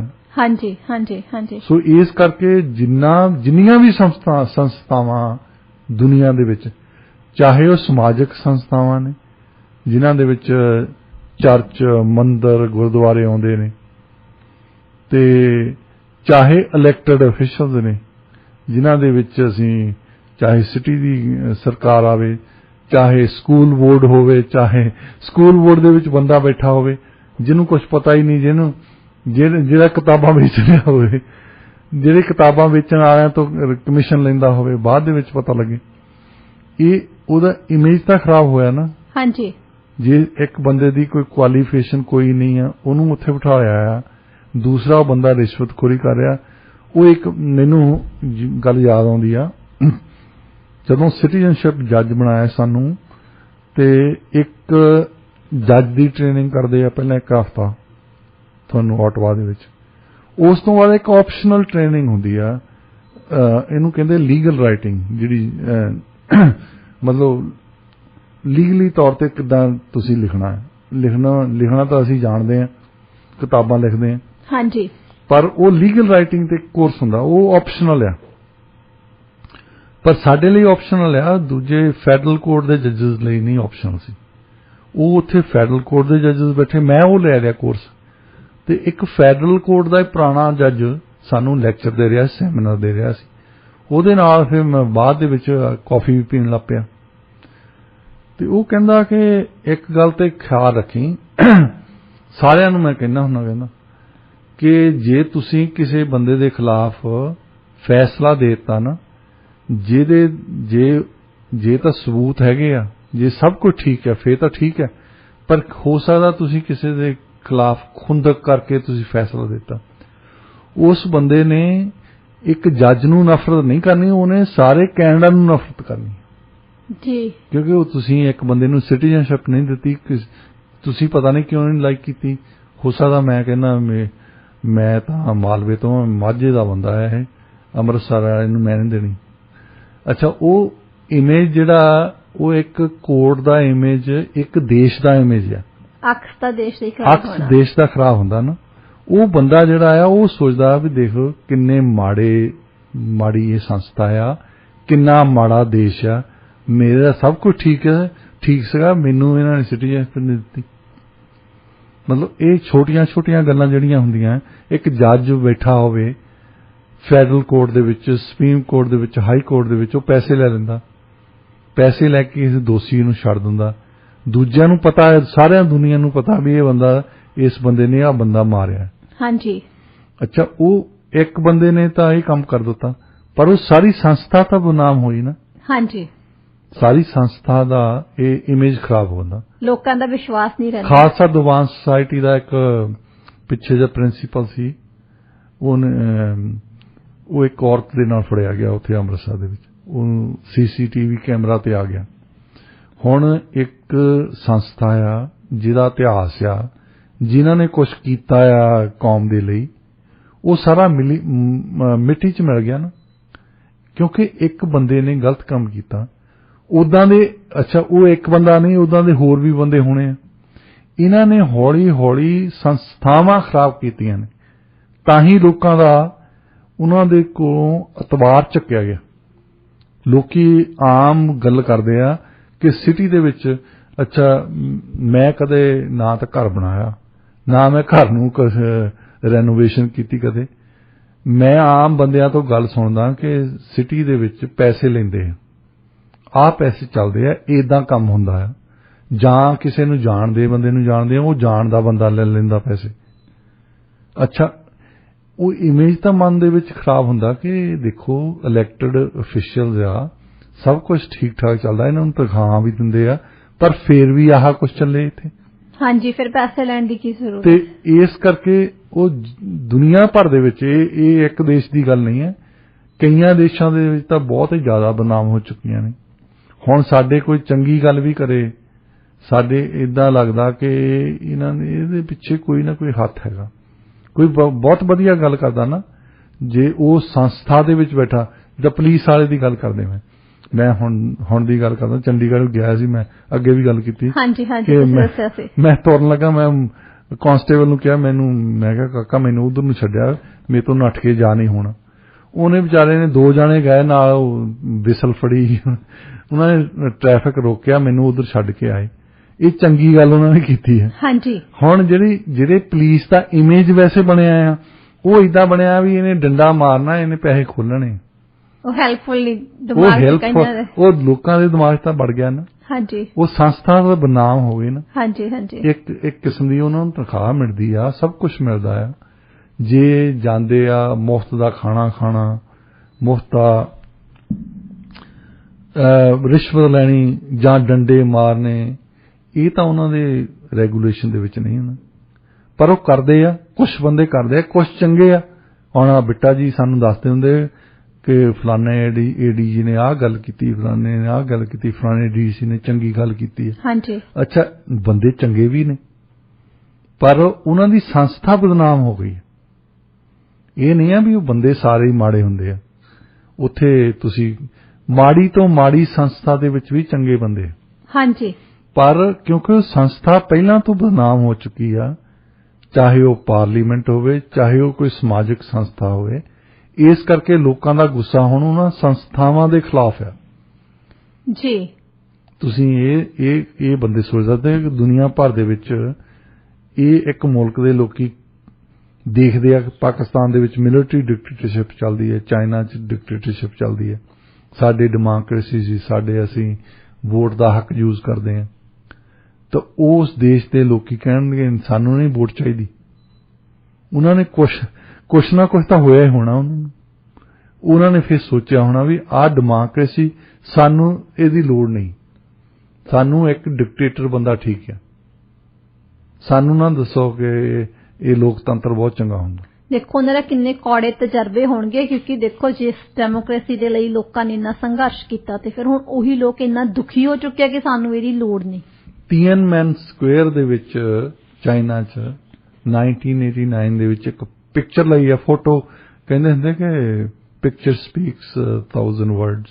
ਜੀ ਜੀ, ਤੇ ਉਹ ਇੱਕ ਜਿਹੜੇ ਸਟੂਡੈਂਟ ਸੀਗੇ ਉਹ ਡੈਮੋਕ੍ਰੇਸੀ ਦੀ ਮੰਗ ਕਰਦੇ ਸੀ ਕਿ ਇੱਥੇ ਲੋਕਤੰਤਰ ਕਰੋ, ਬਾਕੀ ਪਾਰਟੀਆਂ ਵੀ ਆਉਣ ਪਾਵਰ ਦੇ ਵਿੱਚ।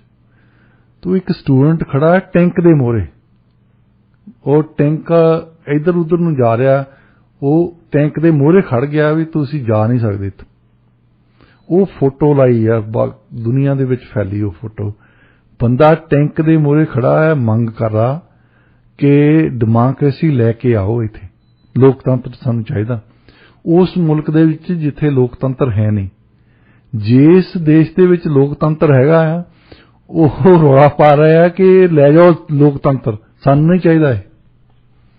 ਕਿਉਂਕਿ ਹੁਣ ਪੰਜਾਬ ਦੇ ਵਿੱਚ ਲੀਡਰਸ਼ਿਪ ਚਾਹੀਦੀ ਸੀ, ਹੁਣ ਜਿਹਨੂੰ ਅਸੀਂ ਲੀਡਰਸ਼ਿਪ ਕਹਿੰਦੇ, ਆਗੂ ਚਾਹੀਦੇ ਸੀ, ਉਹ ਸਾਰੇ ਨੱਠੇ, ਜਾਂ ਜੋਤਸ਼ੀਆਂ ਦੇ ਕੋਲ ਬੈਠੇ ਆ, ਜਾਂ ਕਿਤੇ ਛੁੱਟੀਆਂ ਕਰਨ ਗਏ ਆ, ਕਿਉਂਕਿ ਹਰੇਕ ਨੂੰ ਪਤਾ ਕਿ 10 ਮਾਰਚ ਤਾਈਂ ਜਿਹੜੀ ਐਗਜ਼ੈਕਟਿਵ ਆ ਨਾ, ਉਹ ਕਦੇ ਭੰਗ ਨਹੀਂ ਹੁੰਦੀ। ਭੰਗ ਹੁੰਦੀ ਆ ਪਾਰਲੀਮੈਂਟ, ਲੈਜਿਸਲੇਚਰ। ਜੇ ਅਸੈਂਬਲੀ ਭੰਗ ਹੋਈ ਆ, ਉਹ ਐਮਐਲਏ ਨਹੀਂ ਹੁੰਦਾ ਉਦੋਂ। ਜਿਹੜੀ ਐਗਜ਼ੈਕਟਿਵ ਆ, ਚੀਫ ਮਿਨਿਸਟਰ ਆ, ਕੈਬਨਿਟ ਮਿਨਿਸਟਰ ਨੇ, ਉਹ ਉਹਨਾਂ ਚਿਰ ਚੀਫ ਮਿਨਿਸਟਰ ਆ, ਉਹਨਾਂ ਚਿਰ ਕੈਬਨਿਟ ਮਿਨਿਸਟਰ ਆ, ਜਿੰਨਾ ਚਿਰ ਨਵੇਂ ਨਹੀਂ ਆਉਂਦੇ।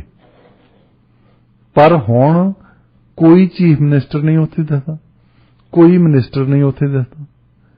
ਤੇ ਇਹ ਹੁਣ ਲੋਕਾਂ ਦੇ ਮਨ ਦੇ ਵਿੱਚ ਇਮੇਜ ਕੀ ਪੈਦਾ ਹੋ ਰਿਹਾ, ਉਹ ਇਹੀ ਦੇਖਦੇ ਕਿ ਇਹਨਾਂ ਨੂੰ ਵੋਟਾਂ ਪੈ ਗਈਆਂ, ਹੁਣ ਇਹ ਜਿੱਦਣ ਤਾਈਂ ਰਿਜ਼ਲਟ ਆਉਣੇ ਆ ਇਹਨਾਂ ਨੂੰ ਕਿਸੇ ਨੇ ਗੱਲ ਨਹੀਂ ਸੁਣਨੀ। ਉਹ ਇੱਕ ਸੰਸਥਾ ਬਦਨਾਮ ਹੋਈ ਨਾ। ਹਾਂਜੀ, ਇਹ ਚਲੋ ਇਹ ਤਾਂ ਮੁੰਨੀ ਬਦਨਾਮ ਹੋਈ ਕਹਿੰਦੇ ਹੁੰਦੇ ਆ, ਉਹ ਪੋਲੀਟੀਸ਼ੀਅਨ ਤਾਂ ਪਹਿਲਾਂ ਹੀ ਬਦਨਾਮ ਹੈ, ਉਹ ਠੀਕ ਹੈ। ਇੱਕ ਸੰਸਥਾ ਬਦਨਾਮ ਕਰਤੀ। ਹੁਣ ਉੱਥੇ ਚੰਗਾ ਬੰਦਾ ਵੀ ਚੱਲ ਜਾਵੇ, ਜਿੱਦਾਂ ਡਾਕਟਰ ਗਾਂਧੀ ਸੀ, ਉਹਨਾਂ ਦੀ ਸਿਫਤ ਲੋਕੀ ਮੈਂ ਕਰਦੇ ਸੁਣੇ ਉੱਥੇ ਪਟਿਆਲੇ ਦੇ ਵਿੱਚ ਵੀ ਇਹਨਾਂ ਨੇ ਪ੍ਰਾਈਵੇਟ ਲਾਈਫ ਦੇ ਵਿੱਚ ਵੀ ਚੰਗੀ ਸੇਵਾ ਕੀਤੀ, ਜਿਹਨੂੰ ਸੇਵਾ ਕਹਿੰਦੇ ਉਹ ਐਕਚੁਅਲ ਡਾਕਟਰ ਆ। ਤੇ ਉਹ ਪਾਰਲੀਮੈਂਟ ਦੇ ਵਿੱਚ ਜਾ ਕੇ ਉਦੋਂ ਬਾਅਦ ਵੀ ਲੋਕਾਂ ਦੀਆਂ ਗੱਲਾਂ ਕਰਦੇ ਰਹੇ ਉੱਥੇ। ਇਦਾਂ ਦੇ ਬੰਦੇ ਹੁਣ ਪਾਰਲੀਮੈਂਟ ਜਾਂਦੇ ਆ, ਦੂਸਰੇ ਪਾਸੇ ਪਾਰਲੀਮੈਂਟ ਦੇ ਵਿੱਚ ਬੰਦਾ ਬੈਠਾ ਹੈ ਜੇ ਤੇ 20 ਕੇਸ ਕਤਲ ਦੇ, ਹਾਂਜੀ, ਜਾਂ ਜਿਸ ਬੰਦੇ ਨੇ ਚੋਰੀ ਕੀਤੀ ਹੈ, ਜਿਸ ਬੰਦੇ ਨੇ ਟੈਕਸ ਨਹੀਂ ਦਿੱਤਾ ਹੈ, ਉਸ ਸੰਸਥਾ ਨੂੰ ਬਦਨਾਮੀ ਦਾ ਕਰਕੇ ਉਹ ਡਾਕਟਰ ਗਾਂਧੀ ਨੂੰ ਵੀ ਬੰਦੇ ਨੇ ਇਦਾਂ ਹੀ ਸੋਚਣਾ, ਕਹਿਣਾ ਇਹ ਮੈਂਬਰ ਆਫ ਪਾਰਲੀਮੈਂਟ ਇਹ ਵੀ ਚੋਰ ਹੋਣਾ। ਸੋ ਇਹ ਸੰਸਥਾਵਾਂ ਦਾ ਕਰਕੇ ਚੋਰ ਜਿਹੜੇ ਆ ਉਹ ਔਰ ਦਿਨ ਬ ਦਿਨ ਇਹ ਵੱਧ ਰਹੀ ਆ, ਲੋਕਾਂ ਦੇ ਮਨ ਦੇ ਵਿੱਚ ਨਫ਼ਰਤ ਵੱਧ ਰਹੀ ਆ। ਅਨਲੈਸ ਵੀ ਕੋਈ ਇਹ ਲੋਕਾਂ ਨੇ ਹੀ ਚੁਣੇ ਆ ਵੈਸੇ, ਜਾਂ ਤਾਂ ਸਾਡਾ ਸਮਾਜ ਸਾਰਾ ਇਹਨਾਂ ਗਰਕ ਚੁੱਕਾ ਜਾਂ ਗਿਰਾਵਟ ਵੱਲ ਆ ਰਿਹਾ ਹੈ ਕਿ ਉੱਥੇ ਇਹ ਗੱਲਾਂ ਨਾਰਮਲ ਹੋ ਗਈਆਂ ਜਿਹੜੀਆਂ ਸੰਸਥਾਵਾਂ ਦੇ ਵਿੱਚ ਨਾਰਮਲ ਹੋ ਗਈਆਂ। ਜੀ, ਤੁਸੀਂ ਬਿਲਕੁਲ ਸਹੀ ਕਿਹਾ। ਵੈਸੇ ਨਾ ਜਿਵੇਂ ਤੁਸੀਂ ਕਿਹਾ ਸੀ ਪਹਿਲਾਂ ਵੀ ਕਿ ਲੋਕ ਹੀ ਚੁਣਦੇ ਆ, ਹਨਾ, ਚਾਹੇ ਉਹ ਪੋਲੀਟੀਸ਼ੀਅਨਸ ਹੈਗੇ ਆ ਜਿੱਦਾਂ ਵੀ ਆ। ਪਰ ਦੇਖੋ ਲੋਕ ਪਹਿਲਾਂ ਤਾਂ ਗੱਲਬਾਤ ਕਰਦੇ ਆ, ਉਹਨਾਂ ਨੂੰ ਕੋਈ ਚੀਜ਼ਾਂ ਪਸੰਦ ਨਹੀਂ ਹੁੰਦੀਆਂ ਵੀ ਸੁਧਾਰ ਹੋਣਾ ਚਾਹੀਦਾ, ਇਸ ਚੀਜ਼ ਤੇ ਗੱਲਬਾਤ ਹੋਣੀ ਚਾਹੀਦੀ ਆ। ਉਹਨਾਂ ਨੂੰ ਸਾਰਾ ਕੁਝ ਪਤਾ ਹੁੰਦਾ, ਸਾਰੇ ਮੁੱਦਿਆਂ ਬਾਰੇ ਪਤਾ ਹੁੰਦਾ। ਪਰ ਜਿਵੇਂ ਹੀ ਇਲੈਕਸ਼ਨ ਵਾਲਾ ਦਿਨ ਆਉਂਦਾ, ਜਿਸ ਬੰਦੇ ਦਾ ਕ੍ਰਿਟਿਸਿਜ਼ਮ ਆਪਾਂ ਵੈਸੇ ਸੁਣਦੇ ਹੁੰਦੇ ਆ, ਉਹ ਬੰਦਾ ਜਿੱਤ ਵੀ ਜਾਂਦਾ। ਫਿਰ ਉਹ ਜਿੱਤ ਜਾਂਦੇ ਆ। ਦੇਖੋ ਉੱਥੇ ਇਹ ਬੰਦੇ ਲੋਕੀ ਸੋਚਦੇ ਆ ਕਿ ਇਸ ਬੰਦੇ ਨੇ ਮੇਰੇ ਕਿੰਨੇ ਕੰਮ ਕਰਾਏ ਸੀ, ਉਹ ਠੀਕ ਆ ਚਾਹੇ ਗਲਤ ਆ। ਮੈਂ ਇੱਕ MLA ਦੇ ਕੋਲ ਬੈਠਾ, ਸ਼ਾਮ ਪਈ, ਅਸੀਂ ਉਸ ਵੇਲੇ 8:30 ਦਾ ਟਾਈਮ ਸੀ, ਸਰਦੀਆਂ ਦੇ ਦਿਨ ਸੀ। ਮੈਂ ਕਿਹਾ ਯਾਰ ਉਹ ਬਾਹਰ ਹੁਣ ਦਰਵਾਜ਼ਾ ਬੰਦ ਕਰ, ਹੁਣ ਨਾ ਦੇਖ, ਮੈਂ ਤਾਂ ਹੀ ਬੈਠਣਾ, ਨਹੀਂ ਤਾਂ ਮੈਂ ਚੱਲਿਆ ਇੱਥੋਂ। ਉਹ ਕਹਿੰਦਾ ਨਹੀਂ ਹੁਣ ਨਹੀਂ ਕੋਈ ਆਉਂਦਾ। ਉਸ ਤੋਂ ਬਾਅਦ ਬੰਦਾ ਇੱਕ ਆ ਗਿਆ, ਫੇਰ ਕਹਿੰਦਾ ਅੱਗੇ ਇਹ ਆਏ ਸੀ, ਅੱਗੇ ਵੀ ਆਏ ਸੀ, ਦਿਨੇ ਵੀ ਇਹਨਾਂ ਦਾ ਮੁੰਡਾ ਫੜ ਲਿਆ ਸੀ ਪੁਲਿਸ ਨੇ, ਮੈਂ ਛਡਾਤਾ। ਇਦਾਂ ਦੇ ਕੰਮ ਕਰਦੇ ਆ ਨਾ। MLA ਦਾ ਕੰਮ ਨਹੀਂ ਵੈਸੇ ਬੰਦੇ ਛਡਾਉਣਾ ਜਾਂ ਫੜਾਉਣਾ, ਉੱਥੇ ਇਹ ਕੰਮ ਇਲੈਕਟਡ ਅਫੀਸ਼ੀਅਲ ਕਰ ਰਿਹਾ ਜਿਹੜਾ ਕਿ ਨਹੀਂ ਕਰਨਾ ਚਾਹੀਦਾ ਉਹਨੂੰ। ਔਰ ਲੋਕੀ ਵੀ ਉਦਾਂ ਦੇ, ਉਹਨਾਂ ਨੇ ਦੇਖਿਆ ਵੀ ਮੁੰਡਾ ਫੜਿਆ ਸੀ, ਟਰੈਕਟਰ ਤੇ ਜਾਂਦਾ ਸੀ, ਉਹਨਾਂ ਨੇ ਟਰੈਕਟਰ ਲੈ ਗਏ ਤੇ ਮੁੰਡਾ ਲੈ ਗਏ। ਤੋਂ ਰਾਤ ਨੂੰ ਉਹਦੇ ਪੇਰੈਂਟਸ ਆ ਕੇ ਕਹਿੰਦੇ ਆ ਕਿ ਮੁੰਡਾ ਤਾਂ ਛੱਡ ਦਿੱਤਾ ਸਾਡਾ, ਪਰ ਟਰੈਕਟਰ ਨਹੀਂ ਛੱਡਿਆ ਉਹਨਾਂ ਨੇ। ਉਹ ਕਹਿੰਦਾ ਕਿ ਮੁੰਡੇ ਨੂੰ ਤਾਂ ਤੁਸੀਂ ਕਹਿੰਦੇ ਸੀ ਵੀ ਕੁੱਟਣਗੇ ਰਾਤ ਨੂੰ, ਪੁਲਿਸ ਵਾਲਿਆਂ ਤੋਂ ਇਹ ਡਰ ਹੁੰਦਾ। ਹਾਂਜੀ, ਇਹਨਾਂ ਨੇ ਕੁੱਟਣਾ ਰਾਤ ਨੂੰ, ਟਰੈਕਟਰ ਨੂੰ ਤਾਂ ਨਹੀਂ ਕੁੱਟਣ ਲੱਗੇ। ਉਹ ਕਹਿੰਦਾ ਜੀ ਟਰੈਕਟਰ ਦੇ ਵਿੱਚ ਡੀਜ਼ਲ ਨਾ ਭਰਿਆ ਆ, ਇਹਨਾਂ ਨੇ ਡੀਜ਼ਲ ਕੱਢ ਲੈਣਾ। ਉਹਨੂੰ ਇਸ ਗੱਲ ਦਾ ਖਤਰਾ ਪਿਆ ਵੀ ਪੁਲਿਸ ਵਾਲਿਆਂ ਨੇ ਟਰੈਕਟਰ ਦੇ ਵਿੱਚੋਂ ਡੀਜ਼ਲ ਕੱਢ ਲੈਣਾ। ਉਹਨਾਂ ਦੇ ਮਨ 'ਚ ਉਹ ਅਕਸ ਬਣਿਆ ਹੋਇਆ ਸੀ, ਉਹਨਾਂ ਦੇ ਮਨ ਦੇ ਵਿੱਚ ਕੱਢਣ ਚਾਹੇ ਨਾ ਕੱਢਣ, ਪਰ ਉਹ ਸ਼ੱਕ ਪਈ ਆ ਵੀ ਇਹ ਇਦਾਂ ਕਰਦੇ ਆ। ਜੀ ਜੀ ਜੀ ਜੀ, ਇਹ ਇੱਕ ਸੰਸਥਾ ਦਾ ਅਸਰ ਪਿਆ ਆ। ਹੋ ਸਕਦਾ ਵਿਚਾਰੇ ਉਹ ਨਾਈ ਸੀ ਹੁਣ, ਹਾਂਜੀ ਹਾਂਜੀ, ਪਰ ਉਹਨਾਂ ਨੇ ਸੰਸਥਾ ਵਾਲਿਆਂ ਤੇ ਇਹ ਸ਼ੱਕ ਕੀਤੀ ਆ ਵੀ ਇਹਨਾਂ ਨੇ ਸਵੇਰ ਤਾਈਂ ਟਰੈਕਟਰ ਖਾਲੀ ਕਰ ਦੇਣਾ ਜੀ। ਇਹਦੇ ਵਿੱਚ ਕੋਈ ਕਈ ਜਗ੍ਹਾ ਤੇ ਪੁਲਿਸ ਵਾਲਿਆਂ ਦੀ ਸੱਚੀ ਵੀ ਗੱਲ ਆ ਕਿ ਜੇ ਉਹਨਾਂ ਨੇ ਕਾਰ ਫੜੀ ਆ, ਕਮ ਸੇ ਕਮ ਉਹਦੇ ਟਾਇਰ ਲਾ ਲੈਂਦੇ ਆ। ਸੀਰੀਅਸਲੀ ਜੀ, ਉਹ ਟਾਇਰ ਲਾ ਕੇ ਵੇਚ ਦੇਣੇ ਆ, ਕੋਈ ਪੁਰਾਣੇ ਟਾਇਰ ਪਾ ਦੇਣੇ ਉਹਦੇ, ਮਤਲਬ ਟਾਇਰ ਚੇਂਜ ਕਰ ਦੇਣੇ ਆ, ਟਾਇਰ ਚੇਂਜ ਕਰਦੇ ਰਾਤੋਂ ਰਾਤ। ਇੱਕ ਰਾਤ ਉਹਨਾਂ ਦੀ ਕਾਰ ਚੱਲ ਗਈ ਤਾਂ ਦੂਸਰੀ ਰਾਤ ਤੁਹਾਡੇ ਜਿਹੜੇ ਨਵੇਂ ਟਾਇਰ ਆ ਉਹ ਗਏ, ਪੁਰਾਣੇ ਟਾਇਰ ਤੁਹਾਡੀ ਕਾਰ ਦੇ ਵਿੱਚ ਹੋਣੇ ਆ। ਇਹ ਇੱਕ ਸੰਸਥਾ ਦੀ ਗੱਲ ਹੈ। ਸੰਸਥਾ ਦੇ ਵਿੱਚ ਇੱਕ ਬੰਦਾ ਹੋ ਸਕਦਾ, ਦੋ ਬੰਦੇ ਹੋ ਸਕਦੇ ਆ, ਉਹ ਬਦਨਾਮ ਇਦਾਂ ਦੇ ਹੋਣੇ ਆ, ਉਹ ਸੋਚਦੇ ਹੋਣੇ ਆ ਜੇ ਟਾਇਰ ਵੇਚਾਂਗੇ ਤਾਂ 4 ਪੈਸੇ ਬਣਨਗੇ, ਪਰ ਉਹ ਸੰਸਥਾ ਤਾਂ ਬਦਨਾਮ ਕਰਤੀ ਨਾ। ਜੀ ਜੀ ਜੀ ਬਿਲਕੁਲ ਡਾਕਟਰ ਸਾਹਿਬ, ਤੁਸੀਂ ਬਹੁਤ ਹੀ ਵਧੀਆ ਤਰੀਕੇ ਦੇ ਨਾਲ ਇਸ ਸਰਵੇ ਦੇ ਵਿੱਚ ਜੋ ਦੱਸਿਆ ਸੀਗਾ ਇਹਨੂੰ ਬਹੁਤ ਵਧੀਆ ਤਰੀਕੇ ਦੇ ਨਾਲ ਸਮਝਾਇਆ ਕਿ ਕਿਸ ਤਰ੍ਹਾਂ ਜਿਹੜੀਆਂ ਸੰਸਥਾਵਾਂ ਹੈਗੀਆਂ ਨੇ ਉਹਨਾਂ ਦਾ ਜਿਹੜਾ ਅਕਸ ਹੈਗਾ ਵੀ ਉਹ ਕਿਸ ਤਰ੍ਹਾਂ ਦਾ ਰੋਲ ਪਲੇ ਕਰਦਾ, ਕਿਸ ਤਰ੍ਹਾਂ ਜਿਹੜੇ ਲੋਕ ਹੈਗੇ ਕਿਉਂ ਨਹੀਂ ਉਹ ਟਰਸਟ ਕਰਦੇ। ਸਟੂਡੀਓ ਦੀ ਘੜੀ ਤੇ ਹੁਣੇ ਮੇਰੀ ਨਿਗਾਹ ਗਈ ਆ ਤੇ ਟਾਈਮ ਹੋ ਚੁੱਕਿਆ ਜੀ ਅੱਜ ਦੇ ਵਿਚਾਰ ਦਾ। ਅੱਜ ਦਾ ਵਿਚਾਰ ਦੱਸੋ ਹੁਣ। ਅੱਜ ਦਾ ਵਿਚਾਰ ਹੈ ਕਿ ਕਹਿੰਦੇ ਮੁਰਗੇ ਦੀ ਬਾਂਗ ਤਾਂ ਤੁਸੀਂ ਬੰਦ ਕਰ ਸਕਦੇ ਆ, ਪਰ ਦਿਨ ਨਹੀਂ ਚੜ੍ਹਨ ਨੂੰ ਰੋਕ ਸਕਦੇ। ਜੀ ਬਿਲਕੁਲ, ਇਸੇ ਨੋਟ ਤੇ ਅਸੀਂ ਅੱਜ ਦੇ ਪ੍ਰੋਗਰਾਮ ਦੀ ਇੱਥੇ ਸਮਾਪਤੀ ਕਰਦੇ ਹਾਂ। ਆਪ ਸਭ ਦੇ ਨਾਲ ਸਾਡੀ ਮੁਲਾਕਾਤ ਹੋਏਗੀ ਕੱਲ, ਤੇ ਕੱਲ ਦੇ ਪ੍ਰੋਗਰਾਮ ਦੇ ਵਿੱਚ ਇੱਕ ਕਹਾਣੀ ਵੀ ਸੁਣਾਈ ਜਾਵੇਗੀ। ਇਸ ਲਈ ਯਾਦ ਨਾਲ ਤੁਸੀਂ ਟਿਊਨ ਇਨ ਕਰ ਲੈਣਾ ਜੀ 11:10 AM ਠੀਕ 7 ਵਜੇ।